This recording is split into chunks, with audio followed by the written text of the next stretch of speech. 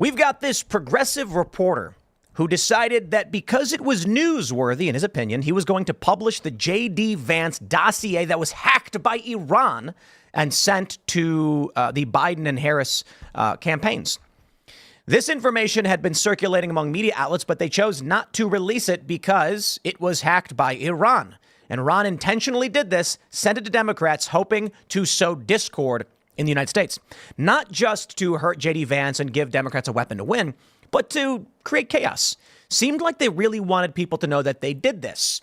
So a bunch of news outlets said, look, we got this, but we ain't going to publish it. But don't worry, because the Iranian plan seemed to have worked out to them thanks to Ken Klippenstein, the progressive journalist who decided that because it's newsworthy, he's going to publish it on his own Substack. He did. Elon Musk, I don't want to say Elon Musk, that's the reporting though, suspended him for doing this because the document apparently contains JD Vance's social security number, home address, and considering the attempts on the life of Donald Trump, seems like not a smart thing to do. So we're going to talk about that. Plus, a lot of stuff. Man, Eric Adams making these claims. He's saying that the Biden administration is going after him with these trumped up charges because he's pushing back on migration. And that may be the case. It looks like they're going after him over $100,000 in campaign contributions, which my understanding, based on cases I've been involved in, don't move the needle. So why are they going after Eric Adams? Well, he claims to have pushed back, but let's be real. He's also given illegal immigrants $4,000 to permanently settle in New York City. So whatever, we'll talk about it. And more importantly, ladies and gentlemen, there's a class 4 hurricane that is barreling down on Florida. You guys got to be safe. I hope all of you down there in the Gulf have taken every precaution. This is why I always say, you want to be prepared because sometimes it rains. It's not about the apocalypse coming, but this is a scary story, man. The sheriff's department is saying, if you decide not to evacuate, please write down your name and birthday on your arm so they can identify you when you die. That's how serious this is. This is a class 4. Please take it seriously, man. We don't want to hear any stories about people losing their lives, and I fear that we will. Before we get started, my friends, head over to mypillow.com. Uh-oh, what happened? We're not getting the display's not working. Well, I guess we'll have to fix that in a second, but go to mypillow.com/Tim and buy pillows. Pillows are great. You use pillows. I use pillows. And MyPillow sells pillows, so promo code Tim. And, we got the special deals for you. They've been canceled. MyPillow's canceled from another box store, so they're passing an incredible offer onto you guys. The standard MyPillow retails for $49.98, but now you can get it for $14.98. That's great. There's a limit of 10 on this offer. Don't miss out. Go to mypillow.com/Tim. Use promo code Tim. MyPillow is made with patented adjustable fill. It adjusts to your exact individual needs, regardless of your sleep position. Helps keep your neck aligned and hold its shape all night long, so you get the best sleep of your life. That's not all. Get their 6-piece kitchen or bath towel sets for only $25. The brand new mattress topper as low as $69.98. Get their famous MyPillow bed sheets for as low as $25 and so much more. Again, go to mypillow.com/Tim, promo code Tim, get a huge discount. Shout out to Mike Lindell for sponsoring the show. Really do appreciate it, man. Well, you guys know Mike Lindell. He put a lot on the line, and they came after him, but he's still selling those pillows and much more, towels and stuff. Also, check it out. Coming Home drops tonight at midnight. The new song by Timcast featuring Phil Labonte will be live at midnight, and check it out. It's going to be a lot of fun. You can go to getcominghome.com. You need to have iTunes installed, and then you can pre-order the song. And then once it goes live tonight, you can buy it on iTunes, and we humbly request that you do. But also, don't forget, head over to timcast.com, click Join Us, become a member to support our work directly. As a member, you get access to the Members Only Uncensored show coming up tonight at 10 p.m., where you as members get to call in and actually support our work. Wrong one. This is fun. There we go. We got it. We got the display back up. So go to timcast.com, join us, share the show, smash the like button, grab the URL, post it wherever you can. Joining us tonight to talk about this and so much more is Oli London. Great to be back, Tim. Thanks for having me. Who are you? What do you do? So I'm an author. I struggled for a number of years with the gender ideology. I fell susceptible to that. And then I wrote a book discussing how so many young kids are being susceptible to this on TikTok, in schools, how gender ideology and woke culture is being pushed on kids. And in my book, Gender Madness is basically trying to help parents look out for the warning signs and just help young people that are struggling. But, I also do a lot of news commentary as well, following a lot of politics, of course, watching your show for getting all the latest news and stuff. So excited to be here. Right on. We got Libby hanging out. I'm Libby Emmons. I'm hanging out. I'm with the Post Millennial and human events. Glad to be here with you, Oli, and everybody else. I'm glad you're both here. I think it'll be an interesting conversation. I'm Hannah Claire Brimmel. I'm a writer for scnr.com at Scanner News. You can check out all of our work on the internet. Let's get started. Here's a big story from Newsweek. Elon Musk suspends reporter who published JD Vance dossier. For those that aren't familiar, Iran hacked the Trump campaign. They found this opposition, well, it's not opposition research, but they did vetting research on JD Vance to determine if he was going to be a good VP. In it, there are some negative things or things they think may be weaknesses.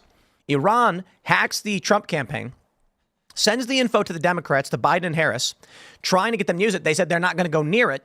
Apparently, but they're working with the feds. The feds are like, yes, Iran's trying to interfere in the election. It's a malign influence campaign, they call it.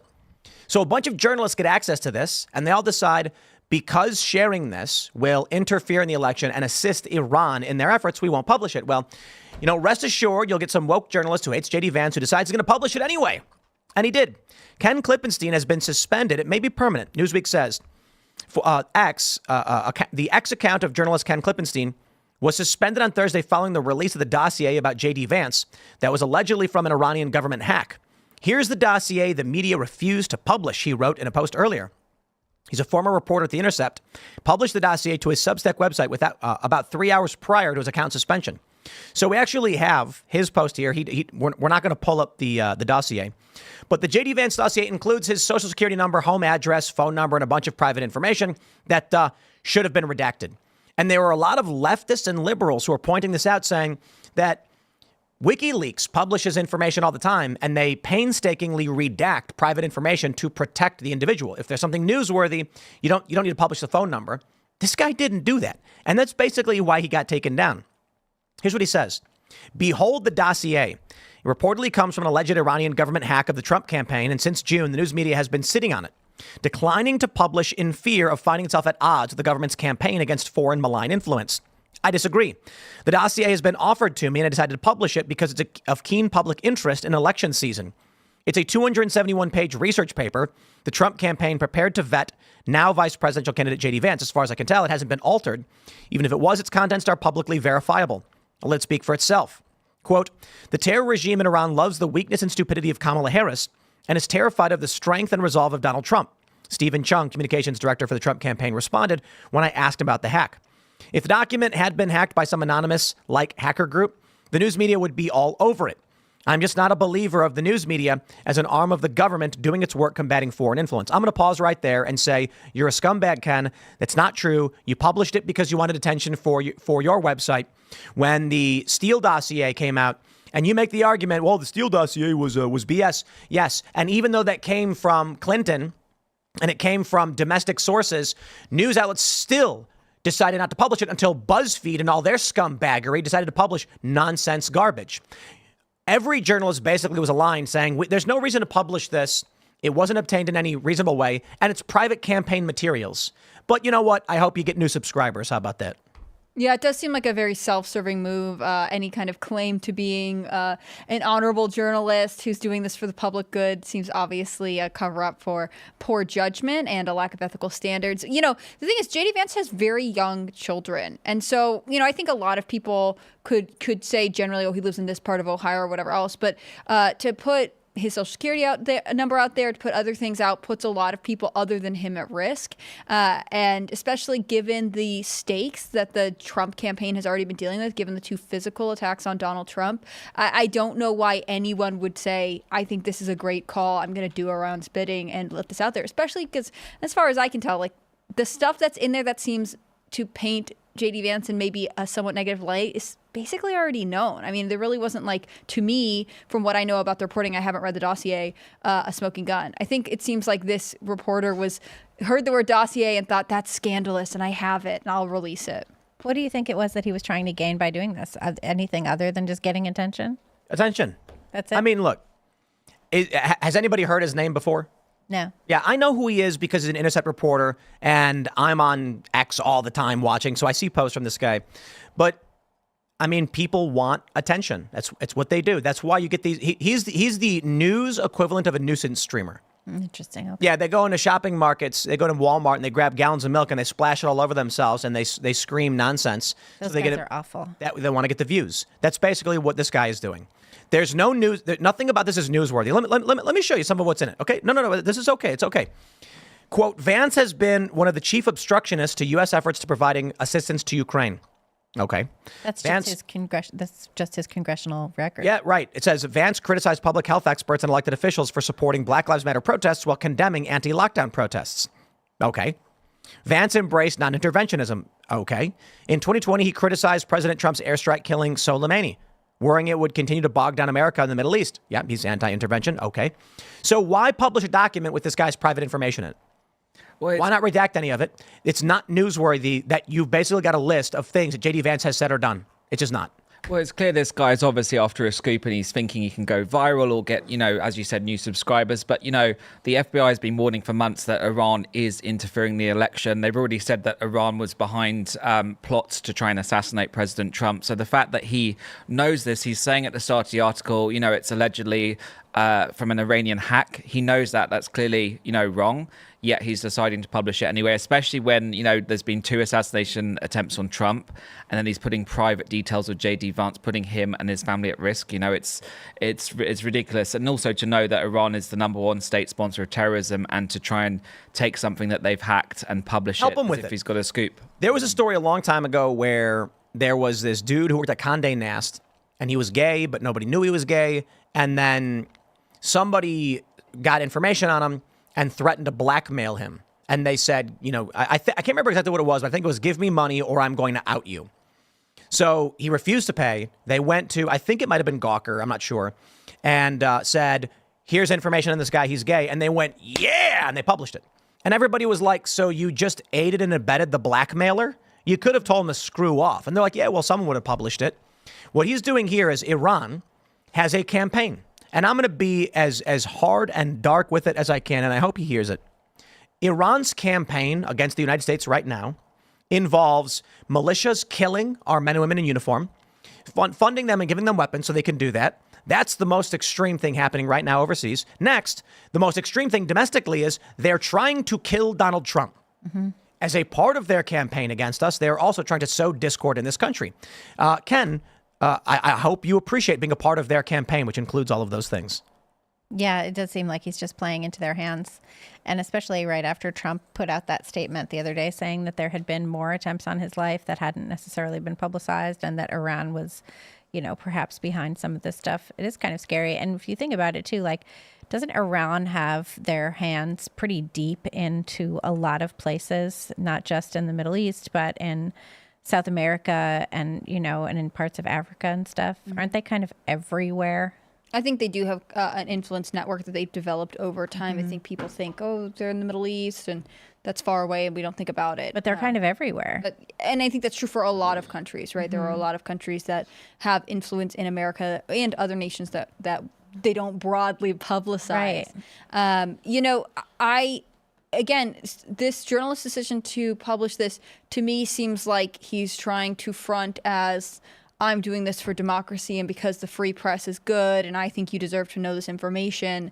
But really, that seems to be more of an effort to cover up a desire to become famous, to become an elite journalist. And that to me speaks to something Melania Trump did in an interview, or at least it was released today with Fox and Friends. And she was talking about, she reflected on a lot of stuff. But one of the things she said was the other party in the media are pushing this narrative that divides us, that encourages hateful actions. And again, Libby can probably speak to this a lot, but all editorial boards, all editors in the world have to have this conversation that's like, we have this information. Is this newsworthy? Can we verify it? What's the standard here? And while there are a lot of really great journalists on Substack, in this case, this guy said, looked at himself in the mirror and said, I've decided this is worth publishing, and I don't care about the consequences to anyone, but how it'll impact me. There's big outrage that he got suspended. And I want to show this post from Ed Krasenstein because he asks some questions that we can answer for you. He says, first, I'm going to start off by saying I'm against doxing. For those unfamiliar, this is a liberal personality. He's prominent on X. He says, with that said, the below screenshot is a publicly available filing on Alaska's government website that shows all of JD Vance's public information, including his home address, email address, and children's names. This is a public filing for candidacy. It's available on the Alaska.gov website. If you search, it's also available on plenty of other public and government websites. My question to X and Elon Musk is this. At what point does something get labeled as doxing? The infamous New York Post article shared multiple private email addresses of Hunter Biden and multiple associates. Yet X criticizes Jack Dorsey for blocking it. X hasn't deleted posts made with my email address, phone numbers, or photos of my kids. They claim that the information is available elsewhere on the internet, so it's not considered doxing. So where is the consistency? What are the black and white rules? We need answers. All private email addresses viewed the same as private phone numbers, addresses, photos, texts, messages, emails.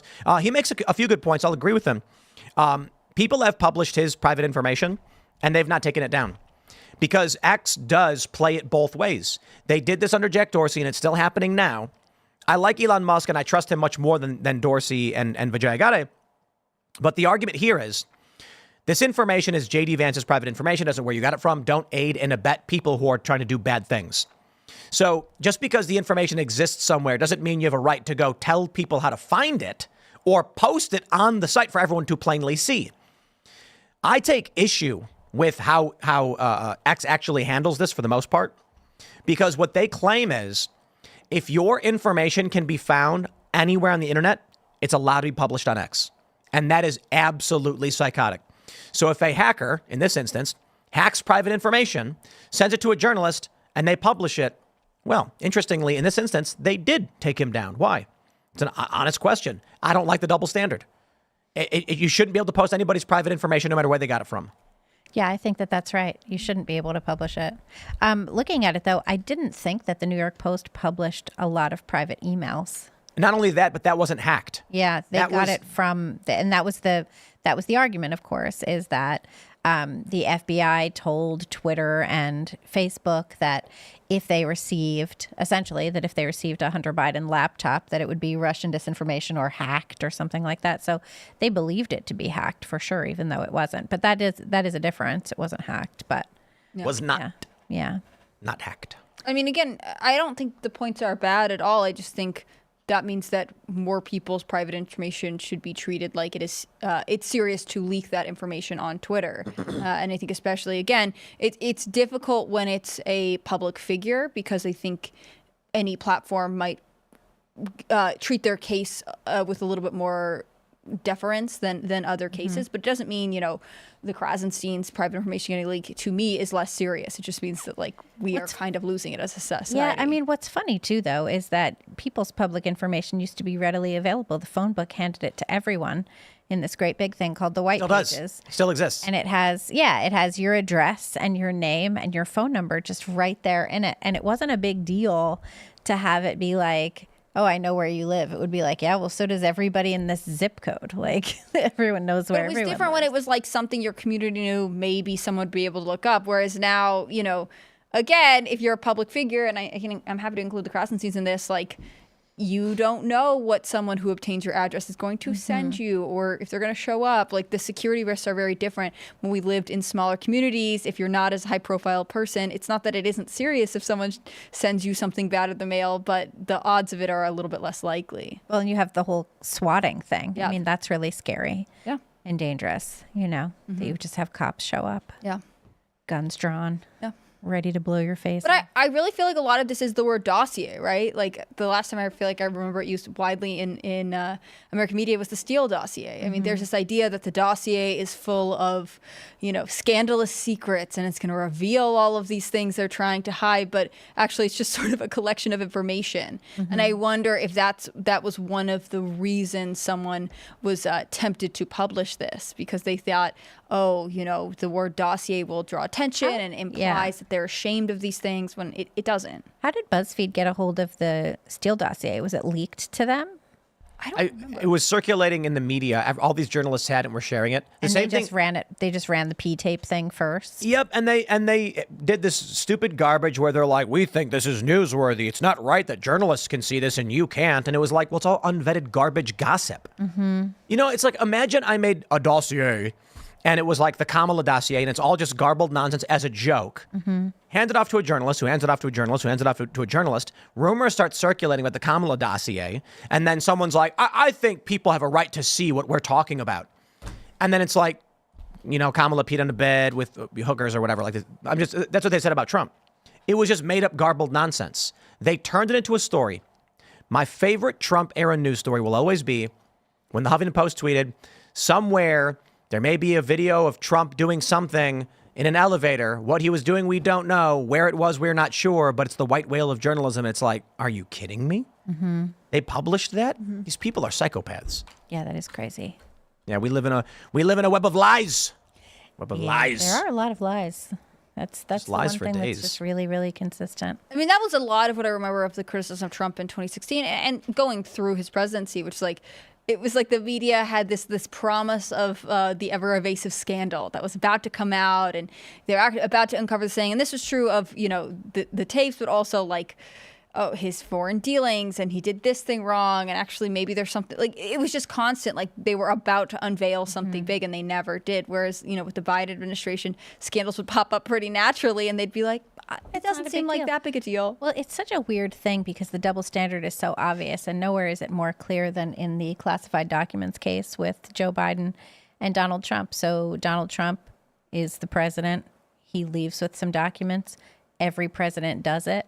Right, Bill Clinton notoriously kept private documents in his sock drawer, right? Hillary's emails as well. Hillary's emails. 30,000 emails. The Clintons also left with furniture from the White House and had to return it. Are you kidding? That's That's what I've read. severe. I could see that, like trying to just make off with Abe Lincoln's Right. side table. But yeah, like you had the Justice Department say that, obviously, they said that not Bill Clinton, the other one, Joe Biden, that's his name, that Joe Biden couldn't be prosecuted for keeping classified documents, even though he had absolutely no cause to keep them. And Trump they still are trying to get the fact that the case was dismissed. They're trying to get that overturned and get back into that situation with Trump. It's absurd. So when you see something pop up, you immediately start to think, how am I being lied to? How is the Justice Department weaponizing itself against the political opponents of the Biden-Harris administration? How is the media spinning this? Like, those are your first thoughts. Your first thoughts aren't, about the news story or about whatever happened or the implications of it. Your first thoughts are, who do I distrust most in this story? Who is lying to me? Right. Yeah, and then you had Melania Trump this morning on Fox and Friends basically saying how it was an invasion of her privacy. They went through all her belongings, and she was obviously very upset about that. And, these people, she was the former first lady, but they're still human beings, and to have the FBI raid your home, go through your personal possessions, family photos and whatever, she was clearly upset by it, and she's obviously wrote about that in her book. And it's like there's such a double standard when Joe Biden has all these documents in his garage, he seems to get a free pass, but then when it comes to Trump, it's like this constant witch hunt trying to get him, and it's like there doesn't seem to be equal justice between the candidates. Right. And I think Melania Trump is a great example of this because she has been so ostracized for being married to Donald Trump, even though she is a very private person. I mean, she didn't really rock the boat as first lady, and yet everyone kind of acts like she is culpable for all of the criticisms that they have of Trump. I don't care if you criticize Trump, but it was kind of ridiculous when designers were like, we're refusing to dress her. She's literally our supermodel first lady, and you are saying our perception or our understanding of what we think you guys represent as a couple is more important than reality. That's wild. Yeah. Let's jump to this story from the Post Millennial. New York City Mayor Eric Adams to be arraigned on corruption and bribery charges on Friday. He's set to be arraigned after the indictment. Adams was charged with 5 counts, including conspiracy to commit wire fraud, federal program bribery, to receive campaign contributions by foreign nationals, wire fraud, solicitation of a contribution by a foreign national, and bribery. Adams, say bribery twice. Sorry. Oh, federal program bribery. Yeah. So it's a different thing. Adams, I had that same thought when I was writing it, and I was like, didn't I already write bribery? Yeah. And yes, I had, but it was 2 different things. Adams' official residence of Gracie Mansion was raided on Thursday morning, but I'm not going to read it. You wrote it. What's going on? Yeah, so Adams is going to be arraigned tomorrow. I wonder if we're going to get a mugshot. That would be really quite a thing, And he was indicted on Wednesday. The indictment was handed down. It was revealed in court today. And basically, the story goes, according to the Department of Justice, that Eric Adams, since he decided to run for mayor in, 2018 for his 2021 run, ended up involved with Turkish officials, people with Turkish airlines, that he was getting a whole bunch of free upgrades, that anytime he had to travel, he would try and take Turkish Airlines because they'd give him free upgrades, that they also were funneling, Turkish Airlines and other Turkish officials were funneling campaign contributions illegally through straw man donors in the U.S. because it's not legal for them to contribute. Only individuals can contribute, and a whole bunch of other laws were allegedly broken through that the officials were like, how much can I give? And they found Turks in the U.S. to give them cash and funnel money that way. And then it's alleged that Turkey used their leverage over Adams recently, demanding that he get the Turkish consulate opened despite it having not passed fire inspection. I believe it. I believe that, it's certainly, he definitely could have done all this stuff. New York is a very corrupt place. The argument is selective prosecution. That's what's interesting about it. Right. Like what was it, like $100,000 in gifts or something? Yeah, there was $100,000. There was, but the other part that they're alleging too is that with the campaign contributions, New York also has this election matching program. So they give you election funds based on funds that you've raised. So they're saying that because of the illegal contributions that he got, he then leveraged those monies to get contributions, and he essentially defrauded New York by taking those matching funds. He's claiming because he pushed back against Joe Biden, that's why they're coming after him. Donald Trump, speaking today, said, as soon as I saw Eric Adams complaining about the immigration, I said he'll be indicted within a year, and then he gets indicted. That being said, famously, Eric Adams was giving $4,000 per migrant family to permanently settle in New York, and it was a huge uproar only a couple weeks ago. So I don't really buy that the federal government was like, we better shut him down. Why? Because they wanted to go further than $4,000 per family to permanently settle in New York? I mean, that's egregious. There were one of his criticisms of the Biden administration, also one of Governor Kathy Hochul's criticisms, was basically, you are not issuing work permits fast enough for all these people who are here. I mean, they did push back against Biden. It's just not that they didn't become sort of pro mass deportation or anything. Right. They pushed back in the way that you would expect a Democrat to, basically saying, you are not very good at this. You have created a problem we are now handling. That was all true. Give us more money and more resources right now, which, on brand for them. It was about a year ago that Eric Adams was saying that the border crisis was going to destroy New York City. He was very vocal about that, and he was actually heading down to Washington, D.C. when his former campaign manager's office was raided by the FBI. And so he never made it down there to the meeting of mayors to tell, Biden that they were doing a bad job, to give him what for, So he had to turn around, head back to New York, and deal with this whole scandal, which has continued to unfold. As has the immigration issue in New Right. York. I mean, there's been a lot of resignations recently. Who resigned? Yeah, so I was just going to say that's the debate on X at the moment is Eric Adams obviously has facilitated the migrant crisis with the, hotels being booked out just for migrants, the credit card scheme, and many other things as well. But it comes after Governor Hochul's former chief of staff was arrested, and they basically said that she was a Chinese... She was Chinese agent. A Chinese agent, basically a foreign agent. And then it comes, of course, the NYPD commissioner had to resign. So it all seems to be coming at once. And, Trump was obviously kind of suggesting that, it's because Eric Adams pushed back. Governor Hochul was pushing back. But they have also, as Tim said, they have allowed this to happen for the last few years. And, when you go to New York, it's very sad to see what's happening there. And there's a lot of crime. And, the NYPD are, doing a great job, but they're struggling clearly. Yeah. And I don't think... Real quick, Raymond G. Stanley Jr. chimed in and he said, now that Eric Adams is being indicted, right-wing influencers love him even though he's a race hustler and a POS. I'm tired of the grifting from the right. I think the right is too quick to forgive Eric Adams on this one. I mean, you brought up the NYPD commissioner. His resignation is actually technically separate, right? It's an investigation into influence peddling having to do with nightclubs. Like, you would get a noise complaint, you pay people off, whatever.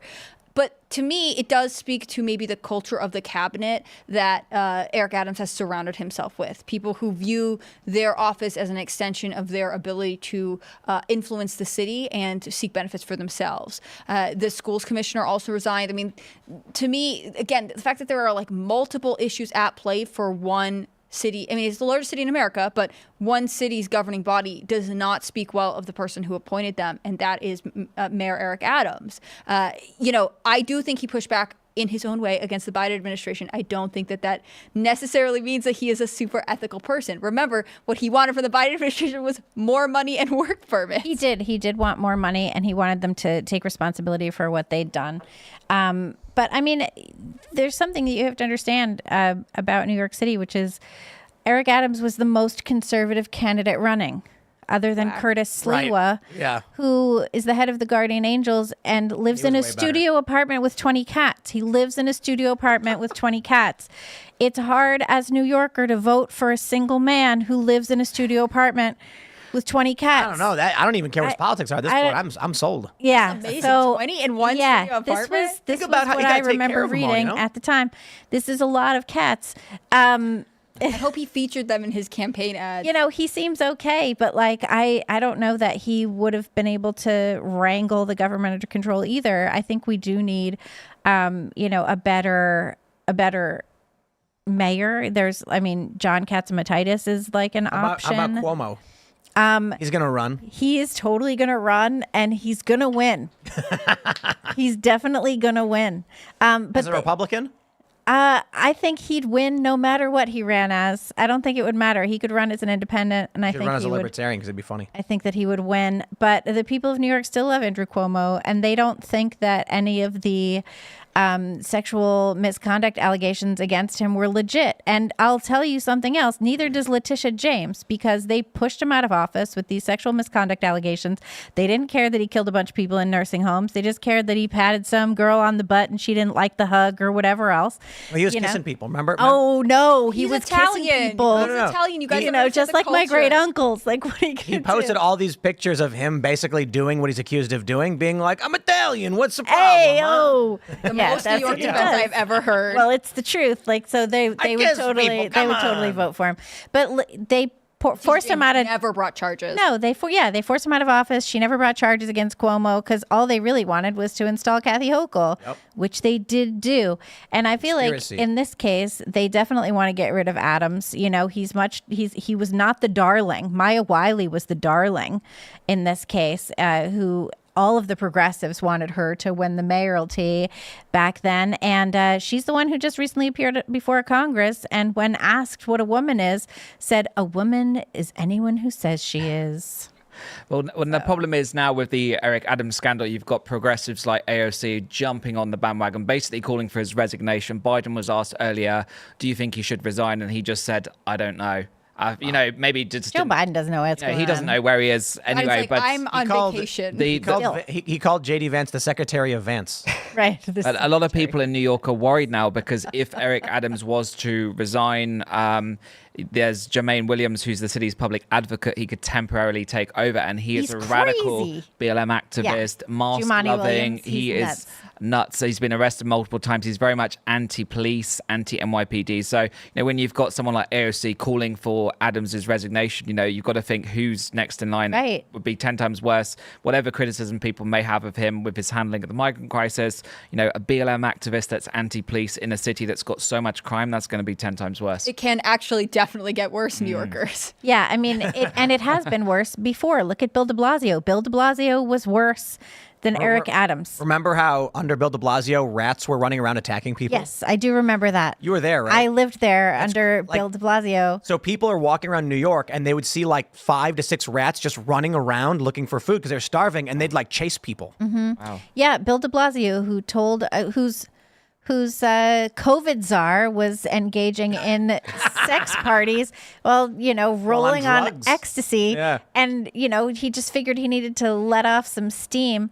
That story really has me steamed personally. But you also had Bill de Blasio being like, everybody stay home and we're calling off New Year's Eve, even though that's what we're known for.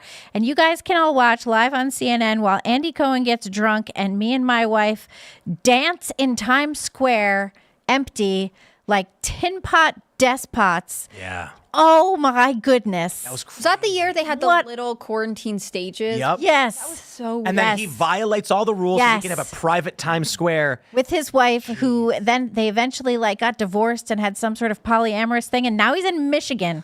That loser. why is he in Michigan? What Oh, is he's like literally a professor. He's like teaching course he is. somewhere. Didn't he like spend time in Venezuela or Cuba or something? He did everything wrong. Just, I'm sure. He changed his name. His name is not like Bill de Blasio. He made that up. Oh yeah, what was it? It was like Walter or something. It was like Wilhelm Oh, yeah, something Wilhelm. German. Yeah. It's so weird. We live in weird times. It's very bizarre. just very weird. But so when Eric Adams showed up to try and run on the Democrat ticket, and the options were like Maya Wiley, whoever the legacy of Bill de Blasio was, and maybe it was Bill de Blasio. Was he running? He might have think been. so. Was he out? And Eric Adams.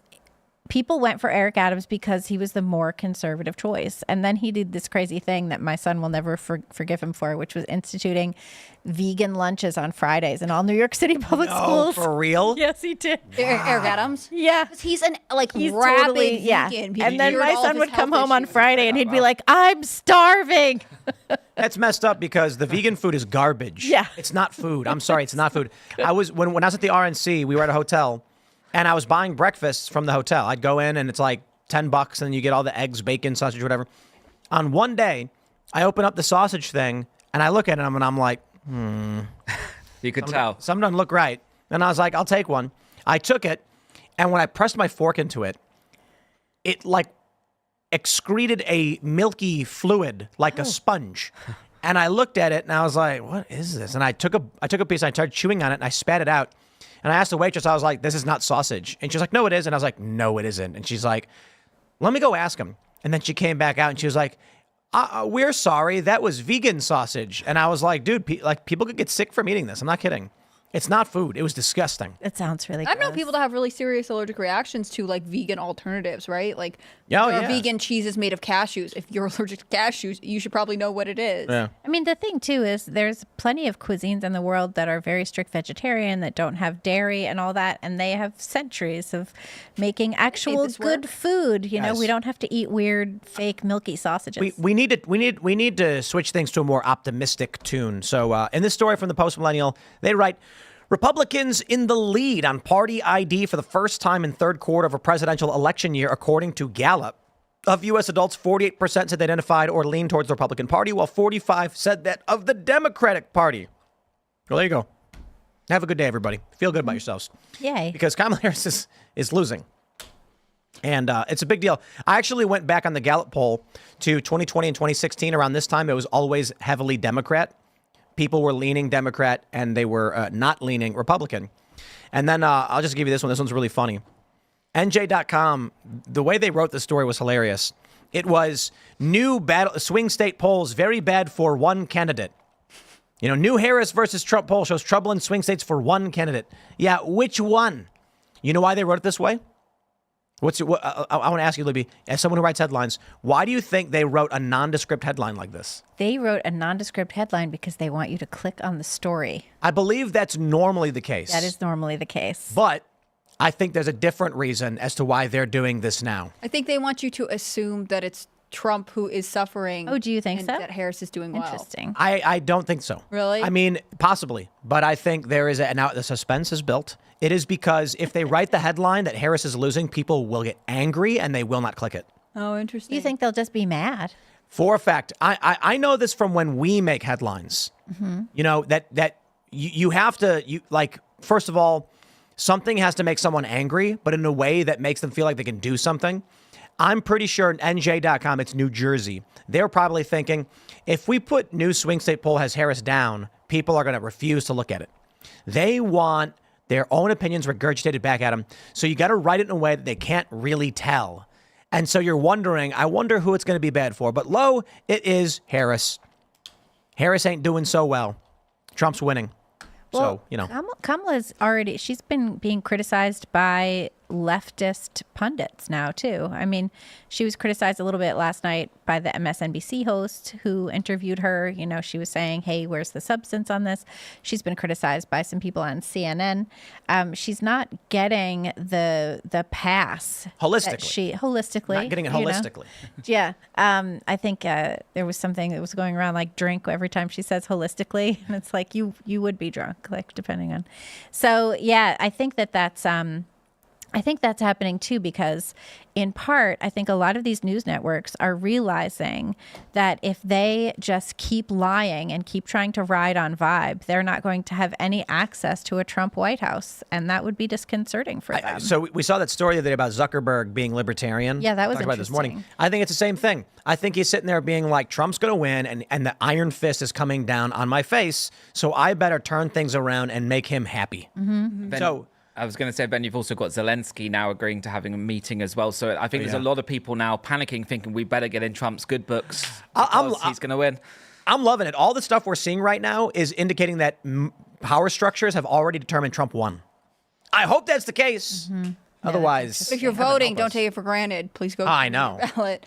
I think Libby's point is interesting in part because I wonder if you're the media, you're used to being like, well, we scratch the Democrats' back, we prop them up, we give her the softball interviews, and then they give us exclusives and like key information, and we're able to like use it for stories and content and stuff. And so far, they propped her up. They did the thing they know they're supposed to do, and the Kamala Harris campaign has been like, great, we'll give you no interviews and no specifics on policies and no information, and we'll just sort of hang back here. I mean, the mainstream media might be scared that they are not getting access to a Trump White House, but I think they're also realizing if they continue down the path they're going, they're guaranteeing that they'll get nothing from 4 years of a Harris-Walz administration. It's kind of hilarious. Yeah, that is pretty funny. She's not doing them any favors, right? No, she isn't doing any favors. And she wouldn't give access anyway if they, you know, like you're saying, if they go into a Kamala Harris White House, they wouldn't have access there either because she's not going to give any access. We can see every time she does an interview, there's like all this buildup. She's going to do an interview, you guys. Maybe she's going to say something that matters. I think she would give them access. I just think they all realize it's access to what? Well, there's no substance there. Holistic unburdening. Like, what are you going to get at? You can't squeeze blood out of a turnip. I mean, I think she's realized Joe Biden has done very few interviews. It looks like I could be a president like this. She's given very few interviews on the campaign trail. Like she's realizing that like she is the one with the power because the media again will, you know, be submissive and praise her no matter what. And so if they don't change their ways, they're kind of stuck. I think that you know, they may hate Trump, but he gives them a lot of content. There's always something to say about Trump. She's good for giving business. them nothing. Yeah. Yeah. Well, Trump's winning. Hope y'all are happy about it because Kamala Harris is freaking out. Drew Hernandez has this post. It's pretty funny. He says, if you're wondering why Kamala is going down to the border in Arizona tomorrow, this is why. Her campaign emails are in disarray. The campaign is falling apart just about a month out from the election. And this is why she's begging for a debate. Harris-Walz emailed the New York Times just released new polls of Georgia, Arizona, North Carolina. Unfortunately, Trump leads in all three states. Trump's up by 5 in Arizona, 4 in Georgia, and 2 in North Carolina. Now, to be fair, they do this on purpose to generate money. They want you to be scared, sense of urgency. Now, that being said, she's still down. The New York Times did publish this poll. She is losing, and it's pretty wild to see. Following the debate, when even Nate Silver is giving her the edge and saying it looks like she's going to win, I'm just sitting here being like, do you guys learn your lesson? Biden was up 7 points this time in 2020. And Trump supporters were pushing and pushing and pushing, but they could not win the procedure. That's the game that Democrats played. These polls are really good for Donald Trump. My question then in the inverse is, are Republicans going to learn their lesson? And show up and vote? Yeah, they better, because these polls...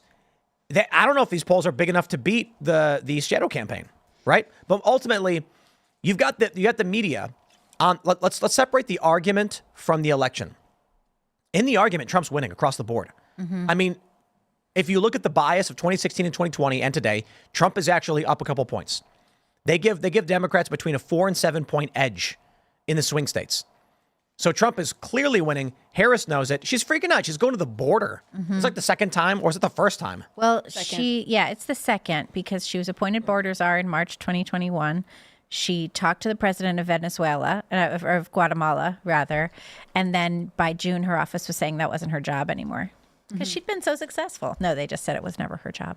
Right. And now even And I think Fox she News went to won't the say border it. once, but it was El Paso. She went to El Paso. She went near the border. She went In near the border. proximity. Yeah. Is that where they put like corn relish on hot dogs? I don't know. I don't think I've ever been to El Paso. Oh no, that's Texas, right? That's Texas. It Yeah, sounds okay. like a Texas thing. Corn on Well, hot it's New dogs. Mexico. Is it? I don't know. Yeah, New Mexico. That's I've never been corn there. relish I've always or wanted to go something. to Santa Fe, honestly. And I've Santa Fe is never supposed to be been. super cool. This is what I want to see the old pots. Let's go. the We'll old get I'm closer to the border than Kamala Harris ever has in her whole life. I mean, but like, let's just talk about the seriousness of Kamala Harris going to the border. Wow, she must be doing really bad. desperate. Their internal polling must be really, really pretty bad. They know it. They know they're going to lose. And there's no way for her. I mean, So long as people actually vote. I mean, I think that Republicans or people who support Trump, which in many cases probably doesn't mean Republicans necessarily, need to show up and vote. Like the numbers have to be too big to deny. Yeah.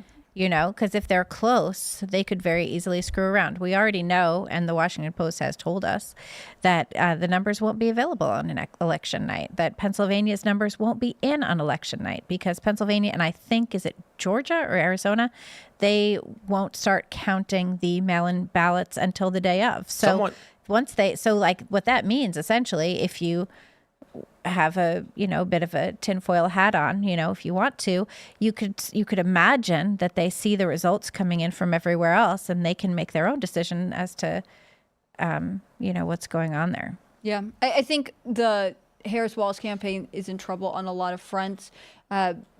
There's a Fox News poll that came out today that said 9 out of every 10 Americans are locked into their vote. So there are a certain number of people who are like, I'll probably vote for Harris, but I'm not sure. But for the most part, I mean, also for Trump, right? They lean, but they're not sure. For the most part, Americans know who they want to support. And to your point, the question is, are they actually getting their ballots in? Are they mailing them in? Are they going to vote on election day? You could say, oh, I know I'm going to support Trump, but it doesn't mean anything unless you cast the ballot. And I think that's the big challenge for conservatives, Republicans to overcome. But for Kamala Harris, the big criticism of her before the debate among undecided voters was that they didn't know enough about her. They didn't know what her policies were. They didn't know what she stood for. They wanted to hear more specifics. They still don't know. Right. This is someone who's been in the White House for 4 years. Now, vice presidents are sort of sometimes in the background, but she was a senator. She's been on the national stage for a while, and they're saying, we don't know what her values are. We don't know what she's promising us.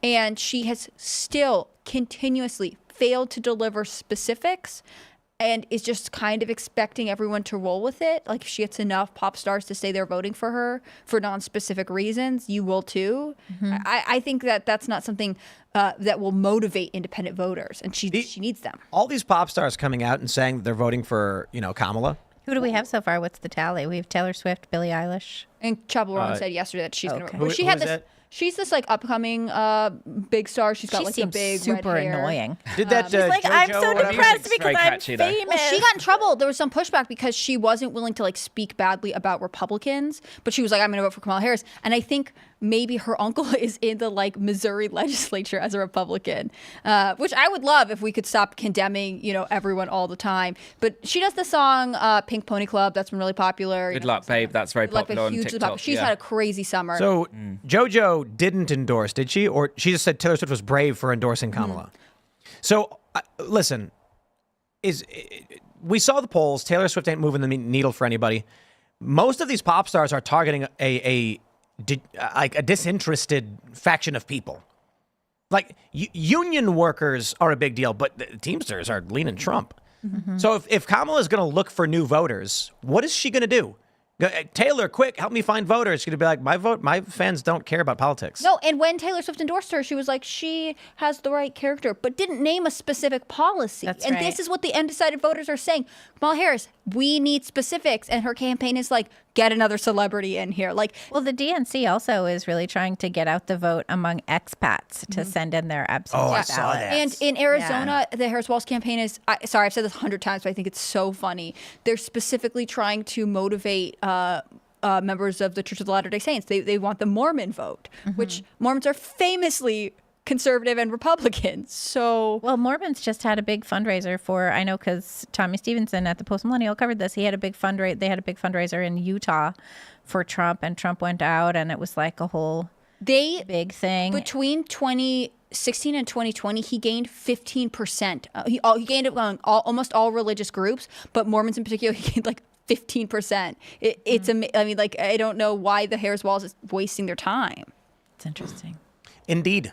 Well, we do have another celebrity who made an endorsement of sorts.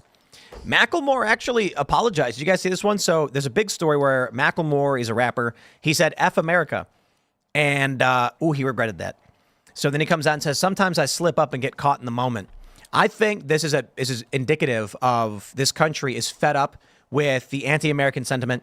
They're fed up with Democrat policy. They're fed up with a bad economy.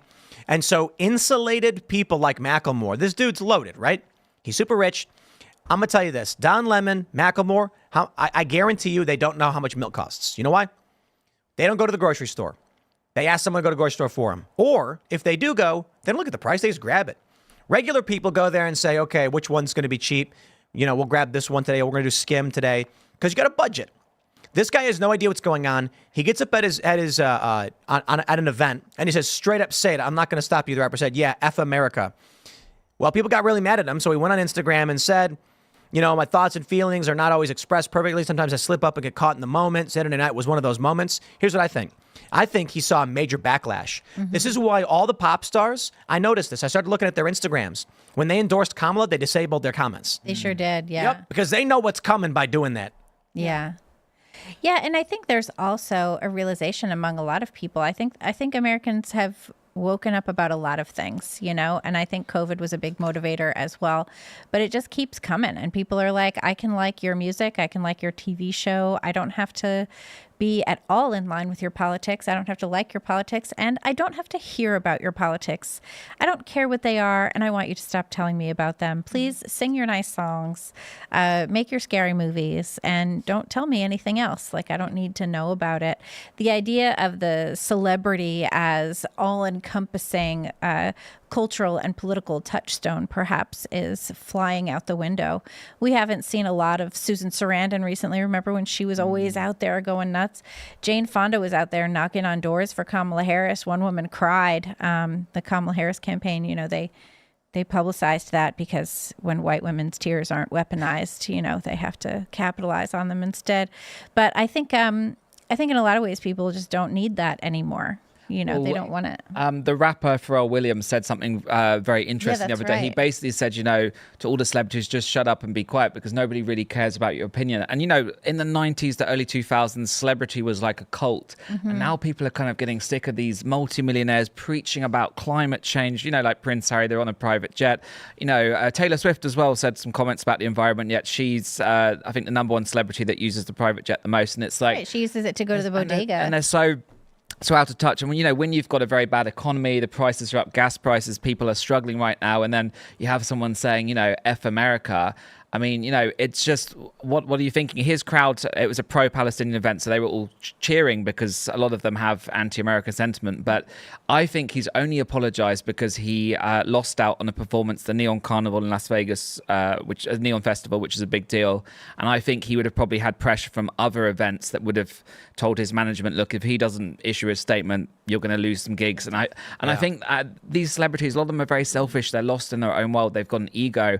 He's got a history of being very kind of anti-Western, you know, capitalism. He's very, very woke, very progressive. Very anti-Semitic as well. He dressed up once in a caricature of a Jewish person on stage. You know, he's got a history of having all these kind of woke ideas. And I think, you know, I don't think he would apologize from the heart. I think he's had pressure after being cancelled from the Las Vegas event. Because he's definitely not as big as he was. I mean, he had this like meteoric rise at one point. What I actually remember was Macklemore, he used to have, you know, the shaved sides and longer head, and then people were like, that's longer hair on top, whatever, you know. And he was a cone head, in fact. He said he got up a lot of flack years after he got famous. They were like, that's a fascist haircut.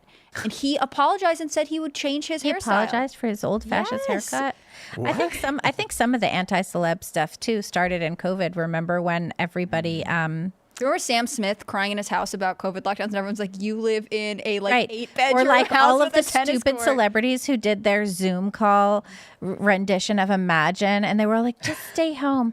I'm staying home here in my palace in the Hollywood Hills. And we're all just sitting there like Curtis Sliwa in our apartment with 20 cats being like, what the hell? I'm stuck here. Y'all are dancing in Times Square and holed up in Hollywood Hills. And like, come on, everybody, you're awful. That was a sample of what they want the future to look like forever. Yeah.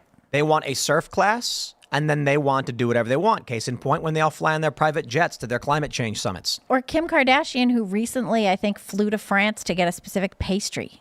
Well, hey, man, I mean, what kind of pastry was it? It looked like a really good pastry, which question. reminds me, like, I bought this special butter. I'm going to try and learn how to make croissants. She's like the bad guy in Iron Man, where he's like in the airport and he's like eating he's like, I got this imported from Italy for breakfast. I eat my dessert first.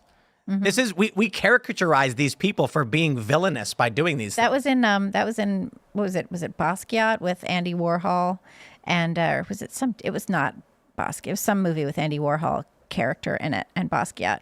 And Basquiat's like, Andy, can I get this caviar? And Andy's like, oh, sure. Otherwise, you'd have to go to Russia by all means to get the caviar. I remember the blowback from Kylie Jenner. Her very small daughter, maybe 2 or 3 years old, was carrying a very small Birkin bag, and Birkin bags are extremely Dear God, exclusive and yes. luxury. And people respond to it. Like, I remember one comment was like, "This child is walking around with my entire salary on its arm." I mean, I think there is a level of like, if you make the money, you can spend it how you want to. On the other hand, you're not necessarily endearing yourselves to And the you people. can't just go buy one You either. can't always just pretend it's like have to, like, get it aspirational, special. right? Yeah. Like, people start to say like, you live in a life that's completely separate from mine. So when you're Taylor Swift and you endorse Kamala Harris despite the capital gains tax, like, you obviously have so much money that it doesn't matter. Whereas the economic policies of the president does impact average Americans every day. Yeah. I think the worst thing about these elites, especially Democrats, they've isolated themselves. They have no idea what's going on. And then they tell the people who are suffering that they're wrong. Like that Don Lemon, Atlantic City thing he did. The guy's like, I'm voting for Trump because I can't afford groceries. And he's like, actually, the economy's really good. And like, dude, you're like, Like, You what ask are me you my saying? opinion. Like, what are you? but it's that Family Guy joke where Peter's in the elevator with one other guy. Peter farts and then says, it was you. Like, dude, you're not convincing anybody. Like, I have to go to the grocery store and buy groceries. What are you talking about? Yeah, You just say that. I keep being surprised at my grocery bill when I get to the end of the self-checkout where I do the job for the cashier that the grocery store has fired so that I can do the job instead, as though I don't have some And then it other keeps job. going, please place the item back in the... It makes me crazy. and I you're just like, want to can't, I kill tried. everyone. Yeah, I just stand there and it goes, help is on the way. And I'm just, But it's not, because there's no one there. it's not on the way. It's not on the. I hate that so much. But anyway, and then you get to the end and it's like you're being robbed. And like the little self-checkout machine may as well pull out a gun and be like, now give me your entire debit card. Yeah. The whole thing. I feel like every time I go, I'm like, okay, I think it's about this much. It's always higher. I'm never. Oh, wait. under. I was the other day I thought I was spending $60 and it was $150. And I was like, how did this happen? We buy all the snacks and all the groceries for the warehouse. I think I just ordered some jerky. And so considering, I don't know what the number is, we probably have, 15 to 20 people coming and going and doing various things. Not every day. There's 30 to 40 people but some are remote. I think for 1 month of just like snacks, jerky, drinks. And I'm not talking about the craziest, most expensive stuff. We've got Cheez-Its in the other room, right? I love Cheez-Its. I think it's like $3,000 Wow. That's a lot. For a month? Yeah. for a month of just like, yeah, it's crazy. And I mean, I guess I'm not really providing a good context as to what it's relative to, but we've got Goldfish, Cheez-Its. I don't touch that garbage. You just buy it for everyone else. You guys eat this. They love it. I mean, look, who am I? I'll try and convince people to not eat the garbage, but they want the garbage. So, but You don't just buy a bunch of bananas, some apple chips. the bananas go bad so quick, Really? People don't eat them? not fast enough. We go through so many Oh, bananas. come on. Like if I get a bunch of like elk jerky or meat sticks, those things will be gone in a day. If I get bananas, they'll just rot. That's terrible. This is what America is, man. This is like at my house, and my son will be like, what do we have for a snack? And I'll be like, there's bananas, there's yogurt, there's fig bars, you know? It's like, this is not it, Mom. There's some dried apricots. It. you Well, know? I mean, I guess you There's want. leftover dinner. That's a snack. Yeah, but it gets hefty. I guess I can say it relative to this because a couple of years ago we always bought the little salami packs and they were $7 and now they're 15. Yeah. That You know, makes so sense. that's a kick in Those the are balls. expensive, yeah. But I'm happy to see that people like Macklemore and Taylor Swift and Haley Williams and JoJo and whoever else can sit on their high horses and have no idea what's going on in the real world and endorse someone who's going to burn it all down around us and who supported people who literally did. A really good example of this is that guy, famous moment, and we loved it. He was tweeting during the George Floyd riots from Beverly Hills, saying, "You guys remember this one?" I think he was with like ESPN or something. He was like, "Yeah, get it, burn it down, let's go." Then like 20 minutes later, he's like, "Wait, why are they coming towards here? Don't go here, go downtown." And then an hour later, he's like, "Get out of my property! They're coming in, they're jumping the walls." It's like, well, you know, welcome to the real world, buddy. Yeah, go team up with the McCloskeys. Yeah, Yeah. man, that's wild. Shall we jump to the next story? We got this one from the post-millennial because everything's from the post-millennial. Toyota promotes DEI, supports child sex changes, divides employees by race and gender. Toyota seems to have forgotten who their core customers are. Well, don't buy from them. Buy a Tesla. Yeah, this is Robbie Starbucks strikes again. He's killing it out there. You know, I was going to say, it's actually really funny. If you want to be anti-woke, you got to buy the electric car. Elon Musk is calling all of this stuff out every day, and he's selling electric cars. And Toyota is selling the gas guzzlers, and they're woke as a joke. Remember when Elon Musk didn't get invited to the electric vehicle summit at the White House? He lost it. Part of that was because, I mean, that's the Biden-Harris administration being under pressure from the UAW because Tesla is a non-union shop. That's interesting. I just assumed it's because they hate Elon. Yeah. They hate Elon, but the reason they can't give Tesla any credit is because Tesla's non-union. And so they need that union support across the board. And because, I mean, sympathy strikes are illegal because of the Taft-Hartley Act, but certainly boycotting a political campaign with your donations is not illegal. Let's play this video from Solidarity. Robbie here. Robbie's been doing great work calling out these companies. He's basically turned cancel culture back on them. All right, y'all, it's that time again. It is time to expose Toyota. They have gone totally woke. You are not going to believe what is under the hood of this story, so strap in because it is insane. If you're even slightly moderate, you are going to be questioning if you should ever give this company a dime in the future. So that's a 13-minute video, so we'll just read it. Toyota's latest come under fire for DEI. Robbie Starbuck, a conservative activist and filmmaker, released a report on the matter Thursday saying it's time to remind them who their customers are after investigating. The findings reveal that diversity and inclusion is the framework of the company. Toyota, which has 100% commitment to DEI policies, gives preferential treatment to diverse suppliers and has employee resource groups that divide workers based on race and sexual orientation. Okay, that's just like the weirdest thing. That is weird. Could you imagine working for a company and they're like, okay, and we're going to do shifts now. Who's gay? You'd be like, do I have to tell you? Like, well, if you want the good hours, you better speak up now, right?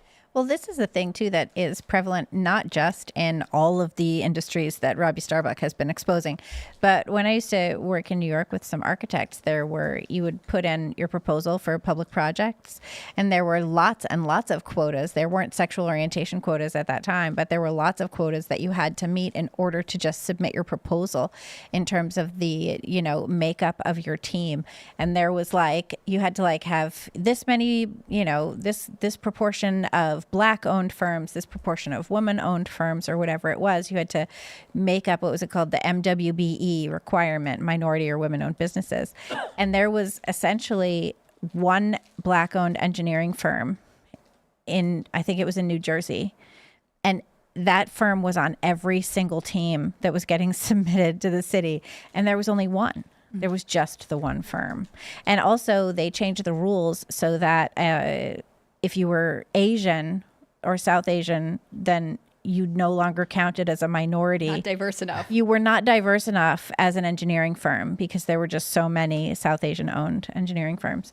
But yeah, I think that would be horrifying. Could you imagine if like you were saying, you go into work and you're like, well, you're not the right shade or you're not it's happened attracted to the right people. That's happened to you for work? Yeah.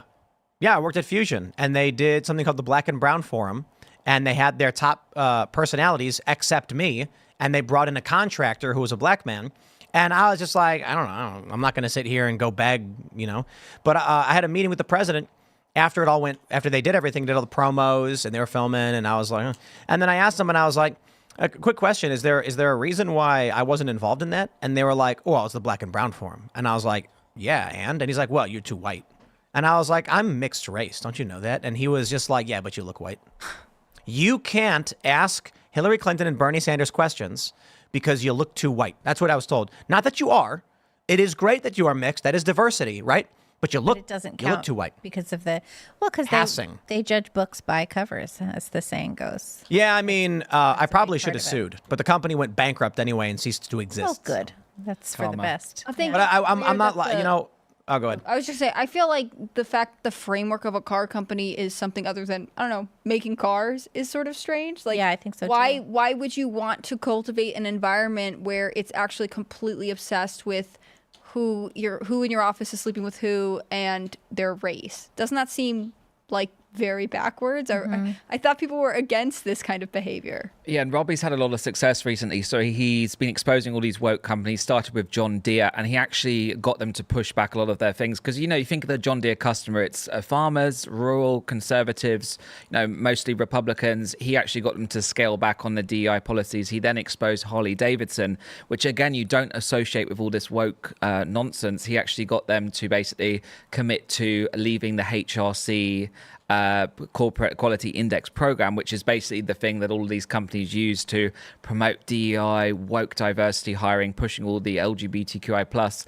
policies. So, there has been a lot of success, especially with conservatives for the last few years with Bud Light, Target. I think these companies, they do this because they're signed up to this HRC thing. And then the moment they get exposed and then they start to see the profits tumble because they're upsetting their core customer base with all their conservative customers, that's when they start to change. So he's actually been very effective with his campaign. And the HRC rating is, to me, it's one of these things that is so crazy. It's a effectively progressive institution that started scoring businesses that then they started to take seriously and care about. So then they were able to dictate, here's how you get a good score. Public Square should do that.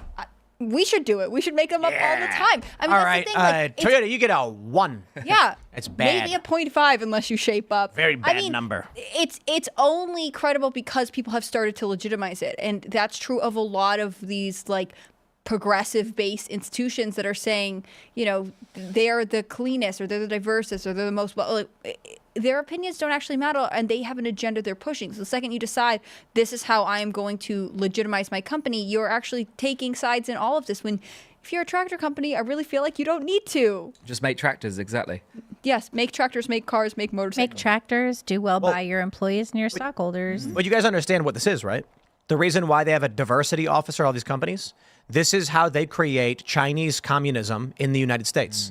So the Chinese Communist Party is in every single company, and you've got the party members who operate in the company and tell people what they're supposed to do, and they're trying to implement that here in the United States, and they're doing it through DEI. That's why it makes no sense, but it's all ideologically driven. Fall in line, march in lockstep, and this is it's totalitarian. It's not too dissimilar to how the Nazis operated. And I know it's cliche. People say Godwin's laws, but this does apply. The Nazis, people say, oh, they were socialist. No, they were capitalists. You're a liar. They were left wing. No, they were right wing. The socialists used fear of being ostracized. And the general idea was, if you were a company, you were free to do whatever you wanted. But why aren't you making steel for the war effort? And it means bad things if you're not with the people. So they effectively used cancel culture style heavy-handed politics to force everyone in line with the things they wanted done. So it wasn't overt socialism or communism like people expect, but it was very much the will of the people be done or else. So what they're trying to implement now is likened to the Chinese Communist Party. They want everybody to fall in line with their ideological values, and they're doing it through economic means. If Toyota can fire you for not abiding by their ideology, they remove you from the economy. You can't buy food anymore. Private sector, it's almost like communism exploiting the private sector. So they can figure out ways to punish people for deviating, but this is why all of these big companies have the same core ideological faction.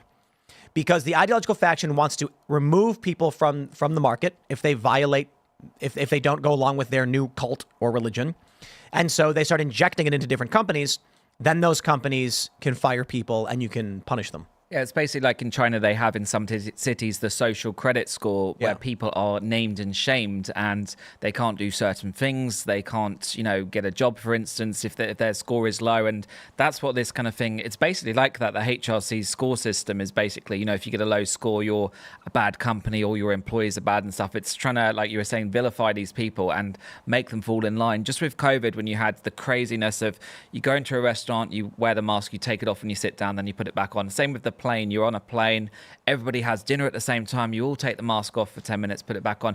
It's that trying to get people to fall in line, and if you dare go against that, you are a heretic, you are blasphemous. That's kind of how they try to treat you, like in the medieval times when you're considered a witch, because you might be an outspoken woman, they try to vilify you. And it's, speak to anyone from a communist country. I think you've probably had Yeonmi Park on the show, Z Van Fleet, who's from China. Oh, yeah. They will tell you what's happening in America now is exactly Lily what Tang Williams they fled from. Lily Tang Williams, they fled from that. And they are sounding alarm bells now. This is happening right now. And, we need to do something. Have y'all watched Three Body Problem yet? No. We talked about it when it first came out, but this is a tremendous cultural victory for those who believe in freedom. It's Netflix, I believe. It's based on a book, and the series starts in the Culture Revolution. So they actually filmed this huge scene where you watch professors get beaten to death, and all the people are cheering with the red books and everything. And it's kind of shocking that you wouldn't expect Netflix or a U.S. institution to be critical of communism right about now when they're doing all this weird stuff. Well, but all of these companies too are finding that they are perfectly willing to backtrack, Once the money starts disappearing. Once the money starts disappearing. They thought they could slip it under the rug. Which I kind of respect. Like, if you're a shill for one side and then, that side stops paying out and the other side starts boycotting you and then you're a shill for the other side, like, at least you're an equal opportunity shill. I think that's... Yeah, I think we're winning, though. That's a little bit honest. Do you think any companies are looking at, like any of the competitors, these companies looking at what's happening and saying, we've got to scale back our thing right now? Yeah, I mean, again, with Robbie's campaigns, you've seen when he exposes these companies like Harley Davidson, after public pressure, after media pressure, they do actually scale back. You saw it, of course, with Target.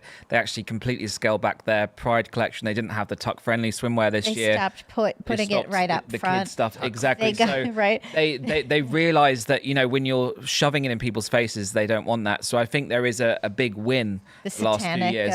accessories. Exactly. Literally satanic. Literally, the designer was, doing these Baphomet T-shirts and stuff for kids. So, I think when the companies care about profit at the end of the day, yes, they do have the DEI. Yes, they have, BlackRock pushing these DEI things on the companies. But when they're losing millions of dollars, that's when they start to change. So I think there is, people are winning this cultural war, but they do need to be more outspoken and say, look, you shouldn't be pushing this as a company. Just stick to making cars, stick to making tractors. Nobody cares about your political opinion. Same with celebrities. Nobody cares, your political opinions, just keep it to yourself. Why can't you do that? And we've seen quite a few celebrities that haven't endorsed Kamala Harris when we know they're Democrat, like Beyonce's very, very, of course, Democrat. But some of these celebrities haven't completely endorse them publicly because they know there's that backlash now. They know, they're turning off their comments. They're getting people actually trying to say, why do you support this person? She's allowing all the illegal immigration or the trans kids, So I think a lot more people now are less obvious with all of this kind of DEI stuff. Right. I think with celebrities in particular, like, we can all assume that it was almost more fun when with the conservative celebrities, you'd be like, I think that one's a Republican. They didn't want to say anything, but you sort of be guessing. Like Adam Sandler, Kelsey Grammer. Right. I'm going to default assume all of you are voting Democrat. You don't need to tell me. I get it. With companies, though, I mean, having this, Toyota, having this car company face the effects, I assume, probably all of them have some level of DEI policy since it's so widespread now. It's kind of infiltrated everything. With these exposures, does it need to be systematic? Like, do we now need to move on to Nissan and Subaru in the next one? Or is it enough to have Toyota have this effect? Will that encourage the other ones to change? Or do you think they'll just try and hide what they're doing? You know that meme of death knocking on doors? Mm-hmm. We need that, but it's Robbie Starbuck knocking on doors, and it's the companies that he's actually shared that meme of all the companies that he's been going around, and he's then saying the next one that should definitely be his Halloween costume. That's call him out. Should we get serious for a minute, ladies and gentlemen? We're going to get serious. I know it's not the most entertaining of subject matter, but we got serious news that I think is going to be important for people. This is the Category 4 hurricane that is hitting Florida right now. For those that aren't aware, this is serious, and we have a very serious story. Click Orlando says Florida residents who choose to ride out, is it Helene? Is that how you say it? Yeah, Helene. Told to write name and information on arm. They're being very nice about it. I believe what the sheriff said was, if you choose to stay behind, please write your name and date of birth on your arm with black marker so we can identify you when you die. That is the yeah, right. So, sheriff's deadly warning. Ron DeSantis has declared a state of emergency ahead of the unprecedented storm. It's already flooding. I don't know, man. This is why I'm always saying, we got this video from Benny Johnson. We'll pull that one up. This is why I'm always telling people to prepare, not because you need to be a prepper who has 30 years worth of beans stored in your basement, but because sometimes it rains. Yeah. And so this is a video that Benny Johnson posted. He said this is a road in Tampa. The storm surge is already flooding. Look at that. That's wild. Wow. Wow. Not even as crazy as it could be. But I don't know, man. Well, I hope he and his family are safe. Is Benny in Florida? I think he lives in Florida. Everybody's in Florida. I don't know where people live. I thought They live on the internet, Libby. I thought everybody moved to Florida. You can't during dox COVID. anybody. Who knows? So Hurricane Katrina was a Category 3 storm, and they were saying this is going to be a 3, but now they're saying it's going to be a 4. It's already a 4, right? isn't it? Yeah, that's what I heard. As of this morning, I was hearing it predicted as a 4, which means like this is stronger than Hurricane Katrina. And do you remember how devastating Hurricane Katrina was and how long it took for New Orleans to recover? This is the biggest known storm in the Gulf. Mm-hmm. That's what I heard. They say since we started. This is worse than Katrina. Katrina was a 3. Yeah. Oh dear. Like that's the perspective I feel like we all have to. That is crazy because Katrina was so bad. So bad. Remember, people died, and there was people getting rescued from their roofs, and remember the Superdome, and everybody was. It was part terrible. of the problem with New Orleans is that it's built underwater. Well, and they had levees break, and there was extra. New Orleans flooding, has but still structural problems, but this one is fascinating. When you watch the storm maps come through, I mean the kind of eye of the storm, the most intense part, when I was looking at it, the warning went all the way up to Macon, Georgia. I mean, parts of the main part of the storm, I think, are projected to hit Charlotte, North Carolina. We're going to get hit. That's wild. I mean, with all hurricanes, you get a little bit of, like, you get rainy weather if you're in the North Sea or whatever else, but, like, it's so strong that, like, this will be severe weather disruptions for most of the East Coast. That is crazy. Yeah, we're in West Virginia, and the reports are that once this passes through, it's going to be serious storms. Wow. Not a hurricane, of course. It's over land. It's going to start breaking apart, but it's going to be a massive storm surge for several days or something. And we already had rain. It is crazy driving around here in torrential rain. It's scary. I've done that. I've driven. Indeed. Yeah, I drove once with Andy No from New York to DC, and there was like monsoon style rains. And it was one of the many instances. There have been a couple where I was like, oh no. Well, don't let me kill Andy in a car crash.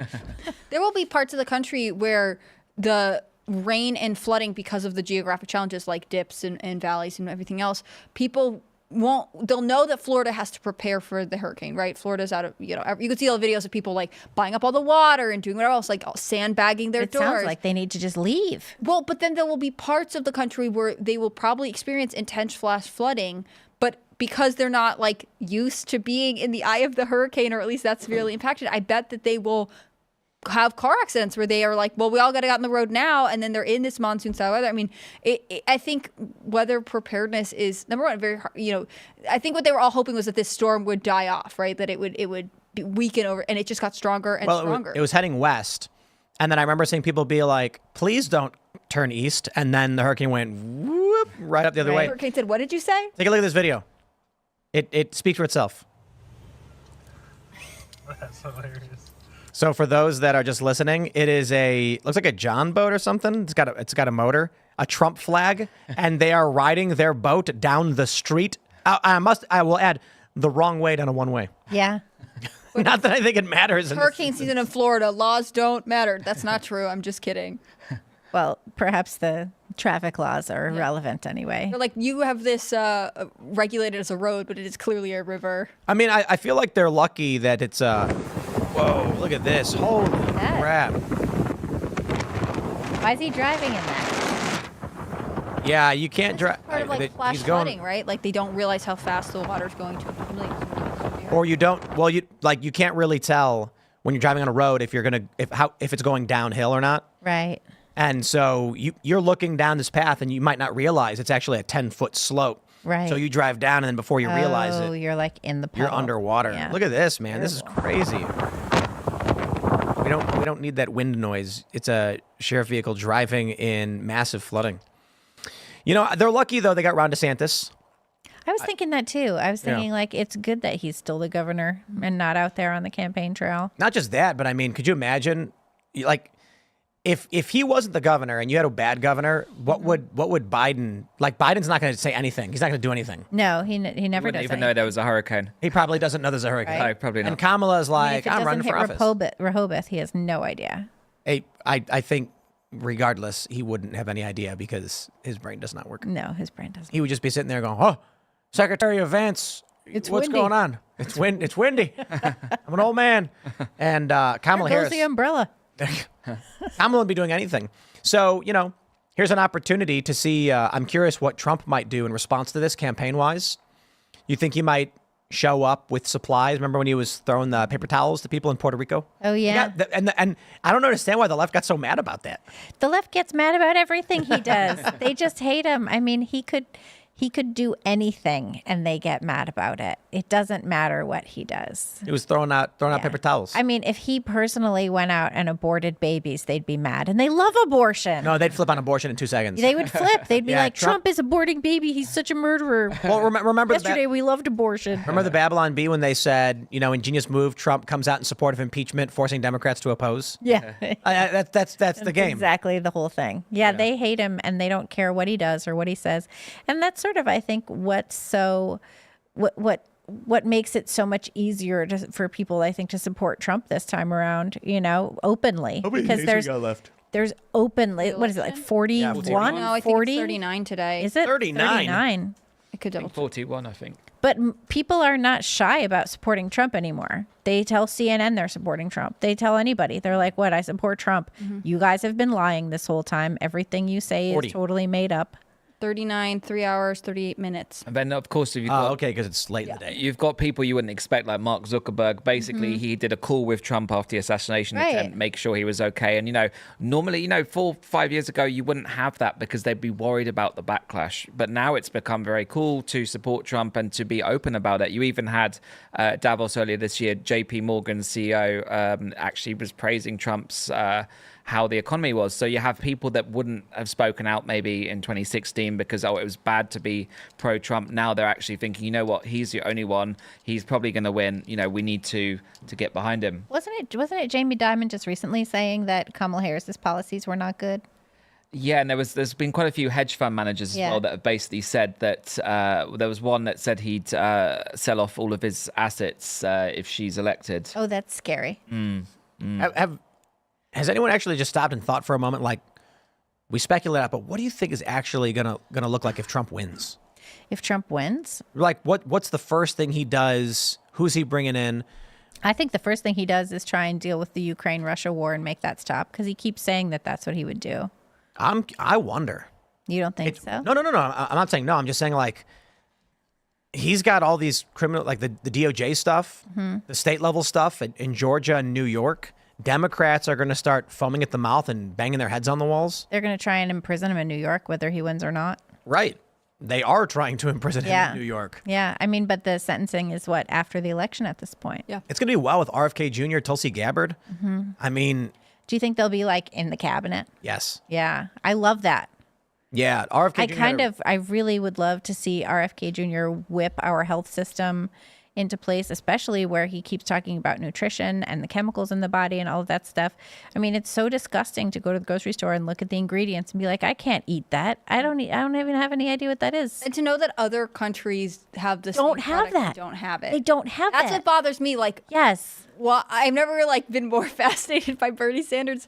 I don't know if you guys saw this, but he, the CEO of Novo Nordisk, the maker of Wegovy and Ozempic, was testifying for a Senate committee this week, and Bernie Sanders is pointing out like Ozempic in America is over $900, but in Germany it's like 72. In the UK it's less than 200. I mean, and these people, I mean, obviously celebrities use them to lose weight, and they are marketed at times as an anti-obesity medicine, but they're also for people with diabetes. I mean, these are very serious drugs that could help people with chronic conditions.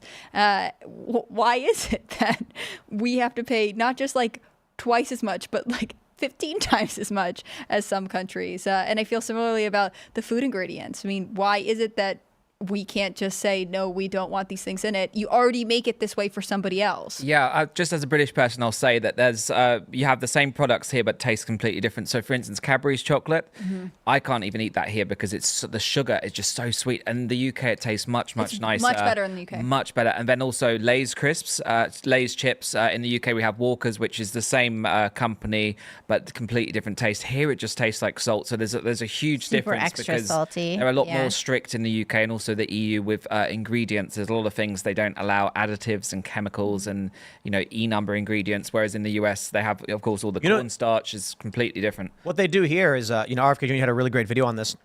There's something called tartrazine. What's that? Do you want to eat it? No. Probably not. It's yellow dye 5. Do you remember? Were you guys? You don't remember this, but when I was a kid, they took away the red M&Ms. Yeah, because wasn't it red dye 5 or something like that? Red dye number 5. Was it 5? Mm-hmm. So I was allergic to that. And I remember when I was a kid, I had crunch berries and I busted out in hives. And then they were like, we did the allergy test and they were like, it's the red dye, don't eat it. But the messed up thing is that they take words like, what's the word? Let me Google it. They'll change the words and create brands so that you're okay with eating it. Mm. Oh, because then the chemical is a brand name? That's fast. Not so much a brand name, but like they can create a new name for it, right? So there's something called acheta powder. Do you know what acheta powder is? Isn't that crickets? It's crickets. Yeah. No way. And so there'll be chips, and it'll say cheddar cheese, cornstarch, acheta, and then you're just like, I don't know. They put crickets in some chips? Yep. Wow. Yeah, they want you to eat the bugs, Ollie. Schwab. And They they don't call it definitely want cricket, they call it acheta. And crickets taste bad. Sorry, they don't taste good. I know because I tried them. You tried them? Oh, I don't mind eating bugs. I don't wanna Lobsters are bugs. They're big bugs. They taste great. Yeah. Emperor bugs, I guess. Yeah. They taste pretty good. Yeah. Roly-polies are in the same family as lobsters, aren't they? I'm not going to eat bugs if I don't have to. I'll eat lobster because it's delicious. But the issue is that they're tricking people into doing these things. So they know if they put on the food label tartrazine and like parasite powder, they're like red dye is derived from some insect that they pulverize into a dust and then put in. Oh, it's probably those little tiny red bugs. You know those little tiny red bugs? Little tiny, they're like little dot red bugs. No, it's not those. What is red dye made of? A cochineal insect. Gross. Like a cockroach? Let me. Cochineal. Here we go. This is what you're eating when you're eating red dye. This is what you are eating. Ew. They take these little bugs and they mush them. And see? They mush them. These little red bugs. What, so they're putting that in like chips and things like that and snacks? Yeah. Candy isn't you vegetarian when you drink fruit punch, when you're eating little candies and fruit snacks, this is what you're eating. Wow. It doesn't need to be colored that way. They do it so it looks it's nuts. I don't want that garbage. I don't want to eat it. I don't want any of that. So I'm staying away from all that stuff. One of my sisters would take, when she was really small, that would give her children Benadryl, and it would make her more hyper. And her pediatrician's like, oh yeah, this is a reaction to red dye that's sometimes in Benadryl. And I've noticed now, this was a long time ago, but why do they put red dye? Because it's like to make berry you flavored? hyper in Benadryl. It's not which is supposed to. Just like a chill certain you out. percentage of kids have this reaction. So I remember it was just difficult to find the dye free, but now the dye free is everywhere. I think because people are more aware that just because they say it tastes like berries, everyone knows it's medicine. It's obviously not berries. We don't need to dye it red and potentially put something additional into your body separate from someone like my sister who has a reaction to it. We got to stop eating garbage, guys. I'm all on board. But it's weird because I am kind of advocating for more government regulation, which I would normally be against. But in this case, what is happening where Americans are somehow just getting the worst products and have no way to demand. Well, we have no way to. like how much of the meat comes with antibiotics in it, right? Like if you want to buy meat that's just like, free range without all these drugs in it, without pesticides, it costs way more and it's really hard to find. That's like that's a real issue. Yeah. The stuff with the, there's GMO or whatever in our vegetables. We don't even know what's in them. We don't know what's in the food that is grown that we buy fresh. Okay, I just got to say this, right? You don't want to eat a cheddar, do you? Crickets, no. No, but you'll eat these. You'll eat cochineal insects. I don't really eat a lot of candy, so It's not even it's in soda. What is it? It's in I don't everything. drink soda. Vitamins. Nope. It's in anything with red dye. I think we should try and find one of these things that I actually eat because so far we have not landed What do you on. normally eat? So yes, you make a lot of your food from home, like at home. Yeah, I think the problem is for Americans who fresh have to food. like depend on prepackaged even when I make foods. like frosting, even when I make like buttercream icing, I use actual strawberries to make it, You don't But if put you're someone no who's, like, dyes. which doesn't come up On the red. road a lot, Did like, you know if that? you are Like berry, like if you make strawberry, it comes out white. Of course, that makes sense. Yeah. Yeah. But like, if you're someone who is on the road all the time, you are dependent on having prepackaged. Oh, for sure. It's not easy. And like when I do travel a lot and it's hard to like get decent food. So I'm always like going to the grocery store and being like, here is some yogurt. Here is some bananas, because you can't just like rely on food sources. To No, not and eat it is crazy hard stuff. when you travel to get like fresh veggies and stuff, or any kind of fresh food. If you go to a restaurant, it's even hard to just get fresh food. I bet that. Oh, don't tell me. I'm actually vegetarian. No, so I that hope one's there's good. no bugs. The yerba. Oh no, I hope there's not. Okay, so what are we looking for? Red. Yeah, what is yerba? Probably doesn't got any dye in it. I don't think. It's a hippie drink. Yerba mate. No, it's I wonder all. if there's dye in orange juice. Is that empty? Have a look. Yeah, Depends on the brand. doesn't say any red dye. It's not just that. Let's see. It's got this is yerba, purified water, organic cane sugar, organic yerba mate extract, organic yumberry juice concentrate. What is yumberry juice? I have no idea. That better be That a real doesn't berry. sound- That's Organic hilarious. brewed yerba mate and hibiscus flower. Let's see, and citric acid, raspberry blackberry natural flavor, and organic caffeine. Yumberry is a real thing. Native to That's not so Wow. bad. It's a bayberry, Chinese It's actually pretty strawberry. good. There's nothing in here that I would be like, what is No that? bugs, thank God.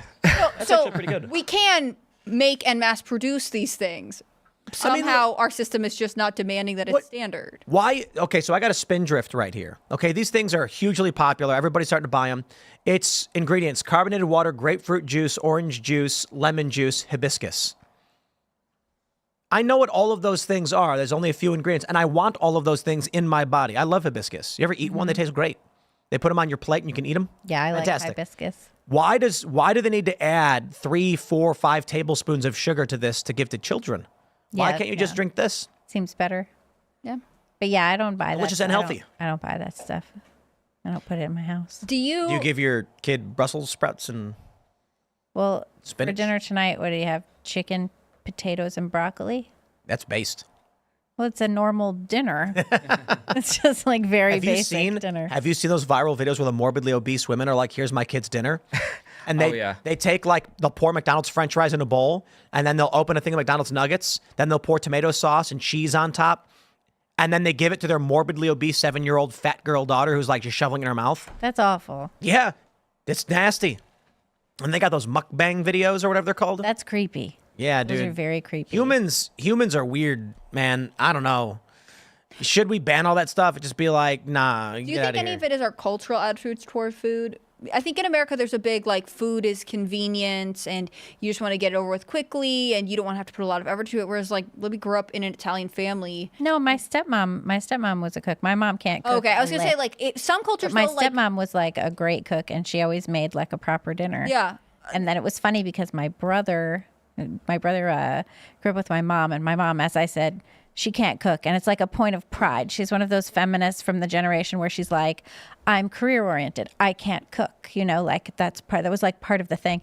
And so my brother came over to my house one time when he was like 12 or maybe 14, something like that. And he came to visit me, and I made a proper dinner. And he goes, oh, to be a nutritious dinner, it needs at least 3 colors. And I was like, yes, you need 3 colors, and then your dinner is fine. 3 colors will do it. I think a lot of it does have to do with whether it's like cultural, like because of your heritage, or because of just your nuclear family's attitude towards food. Like, if you are in a family that is sort of burdened by eating, they're like, we're just going to eat out or we're going to buy prepackaged stuff. It's much easier to become dependent on the super processed stuff. And therefore, it becomes very difficult to break away and be like, well, I'm going to prioritize it, you know? Yeah. And in some cases, well, you know, you've got families that maybe don't have much money every month. It's sometimes cheaper to get fast food, you know, go to McDonald's or Burger King. Whereas if you're going to like a Whole Foods, you're buying organic vegetables. It is actually very expensive. So for some families, it's a lot cheaper to get these microwave meals that are super unhealthy, but that's all they can afford. I mean, if you actually start planning out your meals, it's way cheaper to just buy fresh food. You know what I mean? Like, you don't have to buy, if you don't buy all the organic stuff, if you buy like, you know, a bunch of broccoli, and you can do so much with, like, if you buy a head of broccoli, don't just buy the crown, buy the whole thing. And then you can use all of it. You can use the stem in soup. Or, right, you got to use every part of the broccoli. Yeah, the broccoli is good. I mean, a little prayer for it after it goes. Yeah, I like broccoli. All right, everybody. Make a lot of broccoli. We are going to go to Super Chats. So if you haven't already, would you kindly smash that like button, subscribe to this channel, and share the show if you really do enjoy it. Head over to timcast.com right now. Click Become a Member for a variety of reasons. The first is that you'll get to hang out on our Members-Only Uncensored show, where tonight at midnight, Carter, I believe he'll be joining to premiere the new song Coming Home, which is about the failure of politicians in our major cities and how our cities have crumbled and turned to dust. And so it's a good song. Phil Labonte and Carter helped write it. And Phil's got guest vocals, so if you're a fan of All That Remains, then you'll want to check this one out as well.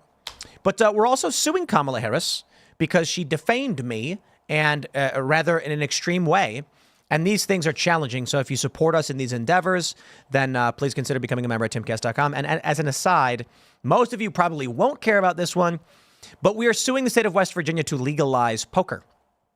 They have a law that states you cannot put wagers down on card games, and you cannot host card games. The only problem is every other card game except poker is legal for cash wagering and tournaments or otherwise. So it is inequality under the law. I don't know, 14th Amendment argument. So we're going to sue them over that.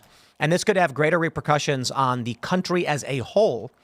If we actually do get a suit going about the state of social poker and not table game poker at casinos, I'm talking about social poker with you and your friends.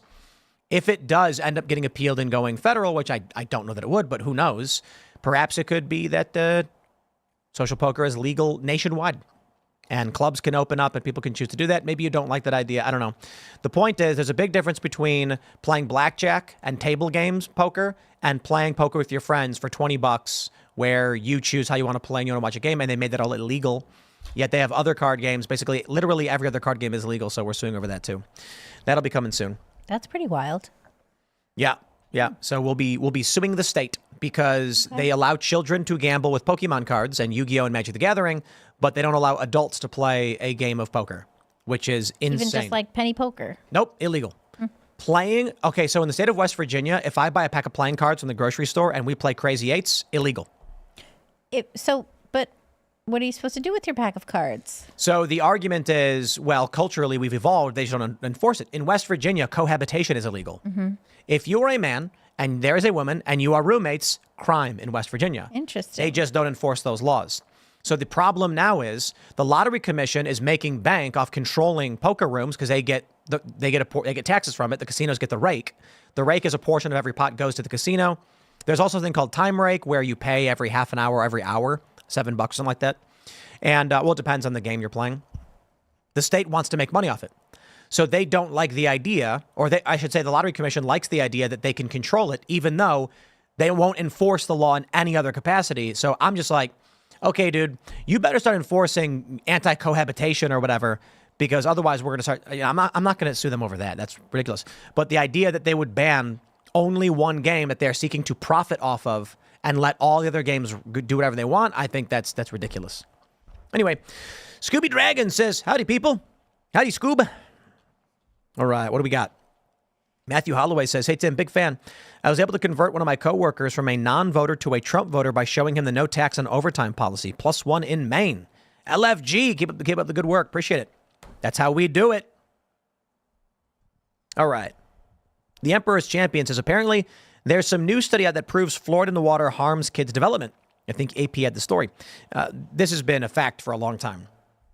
Fluoride causes fluorosis of the teeth in children, which inhibits the development of the teeth, causing them to be brittle and spotty and discolored.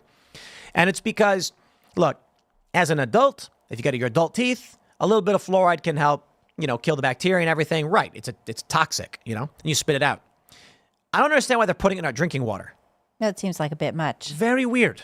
It is in our drinking water. Especially since dentists, when you're a kid, dentists prescribe all these fluoride treatments anyway. I remember I had a friend, his sister had a baby, and she went to the grocery store and came back, and she put a bunch of nursery water on the counter. And it's a gallon of water, and it's got a picture of a baby on it, and it says, with added fluoride in a rainbow. And I was like, why are you giving that to the baby? And she's like, it's nursery water. And I was like, it's got extra fluoride in it. And she's like, yeah, it's because babies need it. And I was like, no, they don't. And then she was like, oh, please. I went to the grocery store to get nursery water. You don't know what you're talking about. So I went to my friend's computer and I Google searched fluoride babies, warnings, every single thing. Do not give your baby fluoride. And I was like, would you like to just read these things? Because maybe I'm wrong. And then she read them and she was like, what the? Why? You go to the grocery store and they have baby water, it's a nursery water, and it's got extra fluoride added to it. That's so weird. It causes brain damage. I never saw that. Yeah. Let me see if I can pull it up. What if you're going to Google it and it's like nursery water recall, too much fluoride? I think there was a time when the government would basically be like, parents can't take care of their kids, so we've got to slip in what we think are going to vitamins or whatever just like else. they do in education. Parents can't take care of their kids, so we better tell them they're trans. They're not going to make sure their kids brush their teeth, so we'll add fluoride to the water, I guess. So I'm going to preface this by saying I am not a doctor, and everything I'm saying is probably wrong, so consult a doctor, because I don't actually know anything about this. What I can tell you is, here is a gallon that I Google searched of nursery purified water with added fluoride. And there's a picture of a baby on it.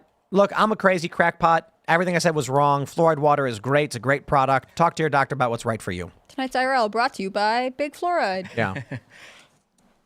Nursery water. That is so weird. See, to me, that's just like when you're having a baby, they start being like, and this is special for baby. You know what I mean? Like, it's special it's poison just purified for your water. baby. You could just buy distilled water, yes. Yeah. Special poison water. The company also sells water without the fluoride in it. But That's crazy. Why would it be called nursery? Why They have two, one with fluoride and one without. Why are they? I don't understand why. What is their argument on their website? They add fluoride to it. Fluoride on your child. All right, here we go. Let's see what they have to say. Unclear about the benefits of drinking water with added fluoride, the American Dental Association supports the Department of Health and Human Services recommendation to set the optimal level of fluoridated water at 0.7 parts per million. Nursery water contains a fluoride level of up to 0.7. For those that may be concerned about fluoride levels, Nursery also provides a drinking water without added fluoride. Ask your doctor. Babies don't have teeth. Mm-hmm. Why? And this way they never will. No, hold on there a minute. Their website says the Dental Association supports fluoride in the water. It doesn't actually explain why they're doing it, and babies don't have teeth. Right. But they don't have to explain, Tim, because they have appealed to the experts, and we need to trust the experts. Trust the experts. Okay, you know what? Trust the expert. I'm gonna trust the expert. I'm gonna ask that dang old robot why is there You're gonna trust the expert fluoride robot. in Trust baby the water. Experts. Trust the robots. Eat the bugs. Go home. Never come out again. I swear to God, it says fluoride is added to baby water to prevent tooth decay. I'm not kidding. It literally says this. This is wild. It strengthens enamel and making it more resistant to cavities, but it's important to use fluoride in moderation. Babies don't have teeth. I mean, is the babies that they're showing? It's like, well, they're going to have teeth in a year or two. Is that the point? They start getting teeth at like what? I don't know, but 9 dentists give you fluoride treatments. I know because my dad was That's obsessed. different. Right, and When that's you what I'm have saying. full teeth. That's all you need. Like, you don't need fluoride in your water when you're a baby, because eventually, like, go to the dentist and you'll get... I mean, I think that was part of it, too. Like, maybe fluoride in the water was America's answer to not having socialized dentistry. Is the UK obsessed with fluoride?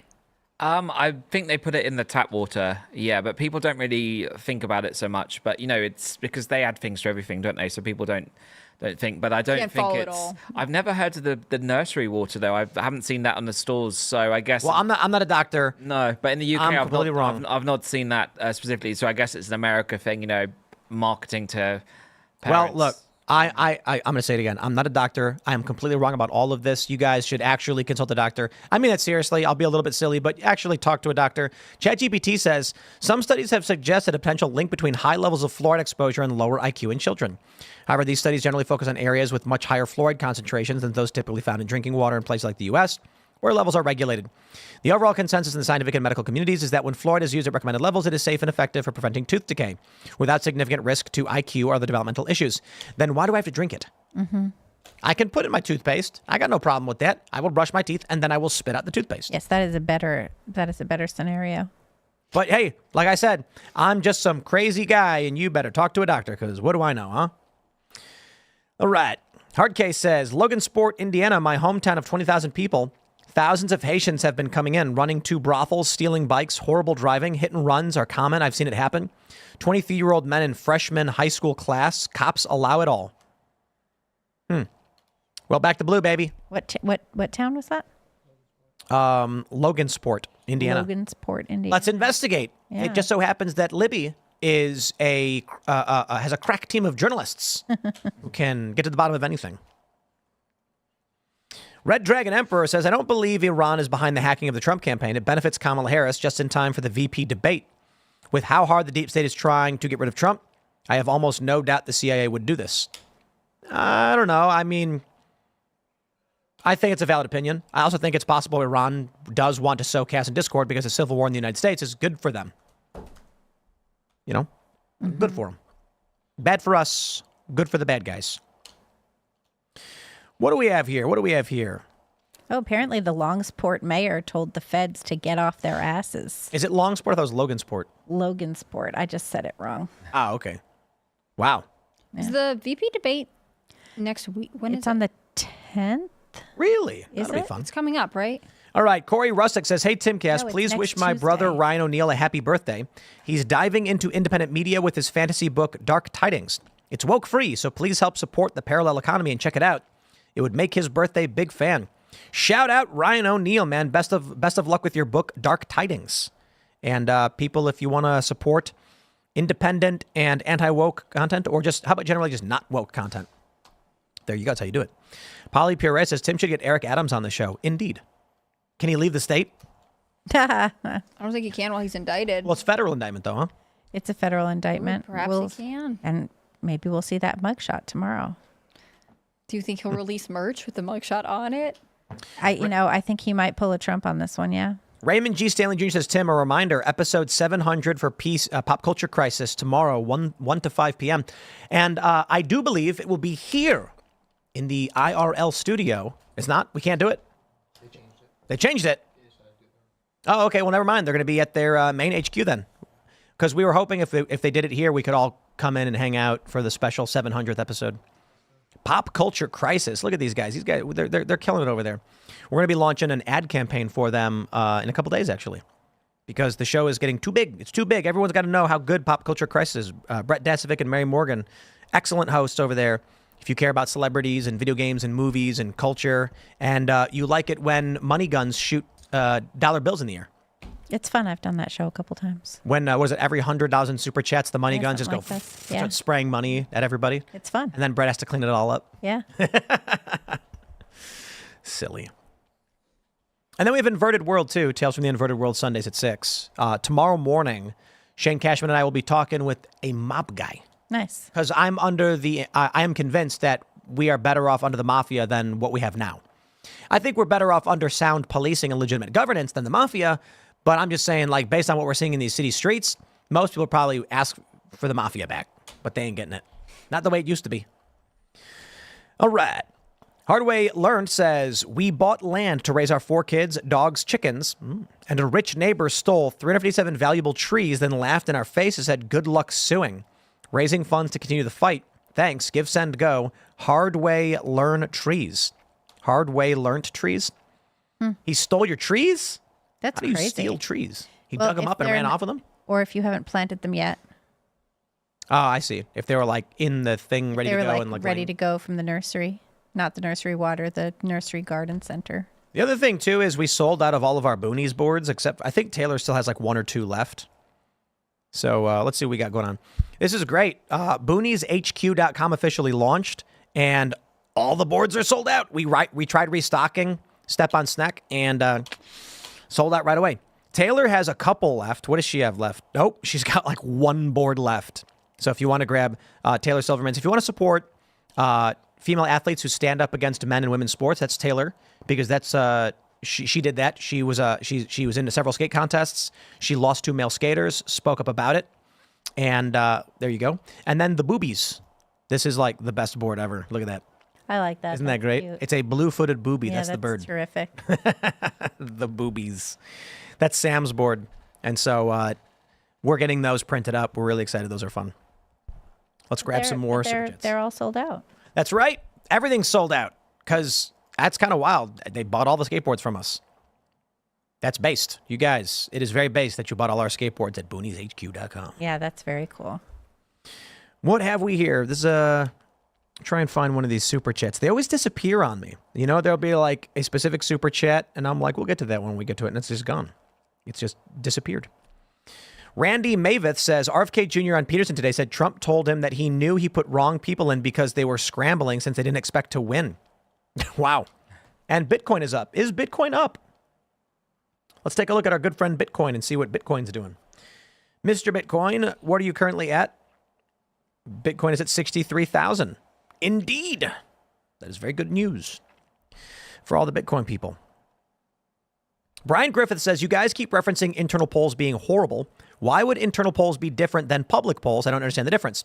Public polls are news organizations that are trying to figure things out. Internal polls are the actual political consultant, multi-billion-dollar corporations trying to win. So they genuinely, like, they believe they're doing it the right way. A lot of polls in the public sphere are for influence operations as well. Company like Republicans might hire a company to do a poll where the pollster is going to make a poll that shows Republicans winning, so they can then say, look at our poll showing that we're winning, because they want people to believe they're going to win. There was several studies in, I think, a while ago that people will vote for whoever they think is going to win. If you show someone like, here's 2 candidates and here's their polls, people tend to just go like, yeah, I'll vote for the guy who's winning, because people want to fit in. That's one reason that they do it. That one gamer says, young voters don't like the current admin, including the VP. I paid $995 today for my car insurance. We're suffering out here. Policy first. Here, man. That's crazy. Stadia Dispatch says the Harris Waltz campaign is so desperate, they're allegedly offering people $200 to be voting ambassadors in Arizona. Also, I bet the media pool will be closed at Kamala's Borders Are event tomorrow. Yup. Indeed. Oh, our good friend Real Hydro is here. He says, Tim, why are you so cliche and lie? You know you don't shop for anything. IDK, why you can't embrace being rich and not pretend. We love you, Hydro. We appreciate all the money you send us, but I do go shopping for my own groceries. I go to Food Lion. And You like Food Lion? Well, the Food Lion's our grocery store. I don't know. Where else would I go? I don't know. There's no other grocery store over here. I don't know. There's like 5 grocery stores near me. And they're all different. Well, right. What is there? There's Weiss, Martin's. Oh yeah, there's Weiss. And Food Lion. There is Food Lion. Oh yeah, there's Martin's too. Yeah. Oh yeah, you got a bunch by you. Over here, it's like we just got. There's also Walmart. Actually, that's 4. Maybe I just only know of the Food Lion, but and then there's the Save a Lot. Geez, what? So that's 5. That's 5 markets right near me. I was right. That was not. You're not that far from us. Oh okay. Oh okay. There is a like if there's an Aldi and a Weiss. Oh yeah, there's an Aldi. That's 6. In Martinsburg. Yeah. But, Aldi, right by you. Yeah, you got an Aldi, too. But for me, it makes no sense to go anywhere other than Food Lion. There's a Martin's, but it's twice the distance of Food Lion. And Weiss is 3 times the distance. So I just go to Food Lion. Mm-hmm. They have this coconut milk. I always, so I have... the Weiss has the ricotta cheese I like, so... That's very good. So I go to Food Lion, and I get cottage cheese I always get Daisy. Because the ingredients are like skim milk, cream, salt. I always get the Daisy sour cream. Right, because I make my tacos. The ingredients are cream. I don't want any of that weird garbage. You look at the other companies, and it's got weird Gelen gum and artificial emulsifier or whatever crap in it. It took me a while to get used to the grocery stores around here, but now I'm very satisfied with my groceries, other than they cost a lot. But so I have true everywhere. Unfortunately. That's true everywhere. Yeah.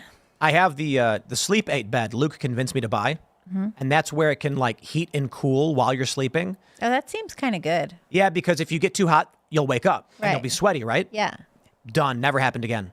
So if you start getting too hot, the bed cools down. Wait, what's it called? Sleep 8. We're not sponsored by them, but Luke told me to get it, and they have a mattress topper and a mattress. I got the mattress, and it also tracks your health, your heart rate variability, your heart rate, and all that stuff. So I bought coconut milk, which is basically just, it's the coconut meat in the water, and it's pureed up. The ingredients are literally just coconut water and coconut.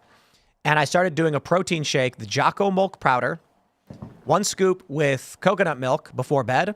And since then, all of my health metrics have been like maxed out every night. Wow, that's cool. Yeah, it could be a combination of hydration, good protein, and I don't know, coconut fat. Like literally hits the nail on the head. So now I just do that every time before bed, and then I wake up in the morning and my phone is like, "You're doing great, buddy," and I'm like, "Thanks, phone." Thanks, phone. Yeah, I haven't figured out how to track myself in my sleep, and I think that's probably for the best. This watch does it too, but the bed seems to have a more consistent, stable. Yeah, this watch always tells me that I'm like. Do you wear a watch while you sleep? You're supposed to, yeah. It tracks your health. But it's so uncomfy. I don't know. I haven't noticed. I would- You wear it while you sleep, and then it tracks all of your health metrics. But the weirdest thing is it's always yelling at me saying, "Do not exercise," and I'm like, I exercised once this week. Why wouldn't I exercise again? Yeah, Like, why I do it would like you- 3 or 4 times a week. Yeah, it's a good thing I don't have a watch like that because I Well- exercise every day, and it would if it started telling me not to, I'd be like, "Oh, But- okay." It's because I do an hour of VO2 max while I skate, and so my heart rate's at like 185, and I'm 38, and it's just like, you need to stop or you're going to die. And I'm like, dude, I'm skating. Like when I'm skateboarding, I'm not sitting there being like, my heart rate's so high, I better stop skating. I'm like, No, you feel good. I'm just skating. I don't know. Yeah. And then it says your heart rate is too high for how old you are, and I was like, maybe I'm just, Or maybe you're actually a healthy person. Yeah, my resting heart rate's usually in the low 40s, and people. I have There- no idea what mine. I have no idea. There was a trend for a little while where a bunch of dudes were posting their resting heart rates, and it was like everyone was responding to each other. And I think they should. And I'm going to guess what, guys, y'all listening? I'm going to brag that I'm gonna take a look right now, and I'll tell you exactly what it says. My resting heart rate last night. Pull up the app there, and I don't care about that. You can go away, and I'll hit this. Woo! Ollie, do you know Sleep your Fitness resting 99, heart rate? 45. No, I don't use any of these Fitbit watches or anything. No. It was I Just know I'm have healthy. one. I eat healthy. I Yeah. exercise. I just know I'm healthy, but I don't really use the technology. Yeah. No. okay. I don't either. 45, and Wednesday was probably not so good. Wednesday, it's not telling me. Oh, Wednesday was 43. 47 on Tuesday. See, that's not so good for me. 43 on Monday and 43 on Sunday. And the reason I'm saying that is because I want you all to strive for that. And I think everybody should brag about their health and post when they run 10 miles, they should post their watch and they should post the screenshot from their phone. And they should say, I did this, and everyone should cheer for them, and everyone should be doing it too. Get Have healthy. you seen? Speaking of cheering, have you seen Lizzo? She looks amazing. Absolutely based. Lizzo, you're great. She looks spectacular. I am so happy to see that. Lizzo, that is really, really cool. I am now a Lizzo fan. I liked her ever since she played James Madison's flute. And I didn't. Which is funny because a lot of people hated that. A lot of people hated that, but I was never been like, played before. right. But she's a good flautist or whatever, Flautist, and the correct term. and I thought it was cool. But good for her, She for played losing weight. James Madison's. I just thought it was cool. All right, we got Beyond Right. He says, South Texas fuel hauler here, heading to Florida for hurricane relief loads. And the show does a good job keeping me awake. Awesome. Nice. Also, there are a ton of Haitians in sand hauling. When asked why, they just say they knew a friend in it. Well, that is very based of you, sir, to help with the hurricane relief in Florida. That's super cool. Appreciate it.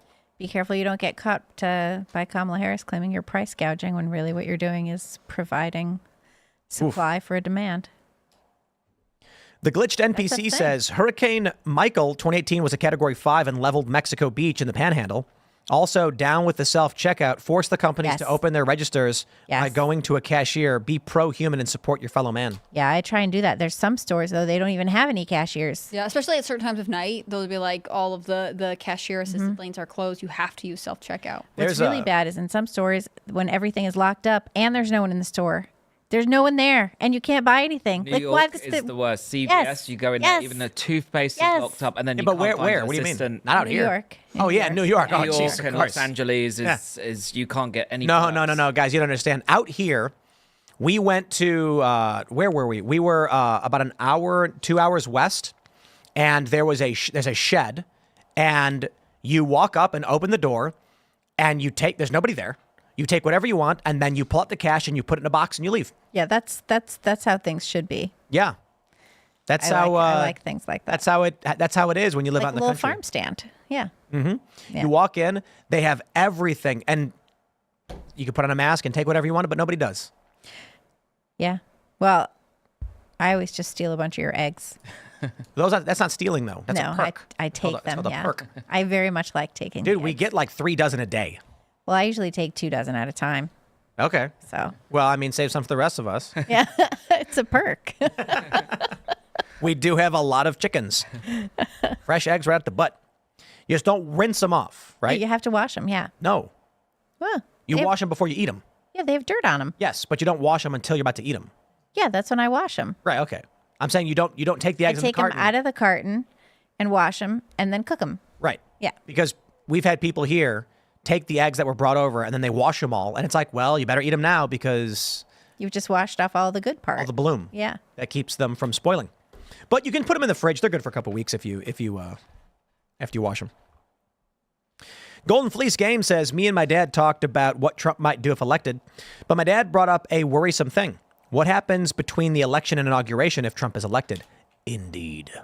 That is a good question. Especially if they won't release the numbers for like 2 days, a week. I think that'll heighten a lot of tension that's already kind of simmering at our surface. I am very worried. But, what can you do other than just do the work and hope he wins? So, my friends, smash that like button, subscribe. It's fall. You know what really bothers me?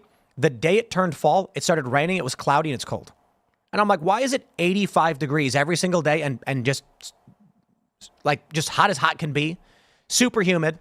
And then it's like, tomorrow's fall. And I'm like, what does that mean? The next day, it's raining and it's cloudy. And I was like, that's what it means. We live in a simulation. All right, everybody, smash that like button, subscribe, share the show with your friends. You can follow me on Instagram and X at Timcast. Oli, do you want to shout anything out? Yeah, you can follow me on Twitter. I post a lot of these woke stories. I post a lot of politics as well, what's going on in the world. So that's Oli London TV. I'm Libby Emmons. You can find me on Twitter at Libby Emmons. You can check out everything we're doing at thepostmillennial.com and humanevents.com. And if you want to hear from me every day, I've been writing this newsletter. It's actually kind of a lot of fun. It's thepostmillennial.com/Libby. I'm Hannah Claire Brimlaw. I'm a writer for scnr.com. It's Scanner News. Check out all of their work at Timcast News on the internet. It's been so fun to be here with both of you. If you want to follow me personally, I'm hannahclaire.b on Instagram. I'm hannahclaireb on X. Thanks for everything you guys do. Have a good night. We'll see you all over at timcast.com in about a minute. Thanks for hanging out.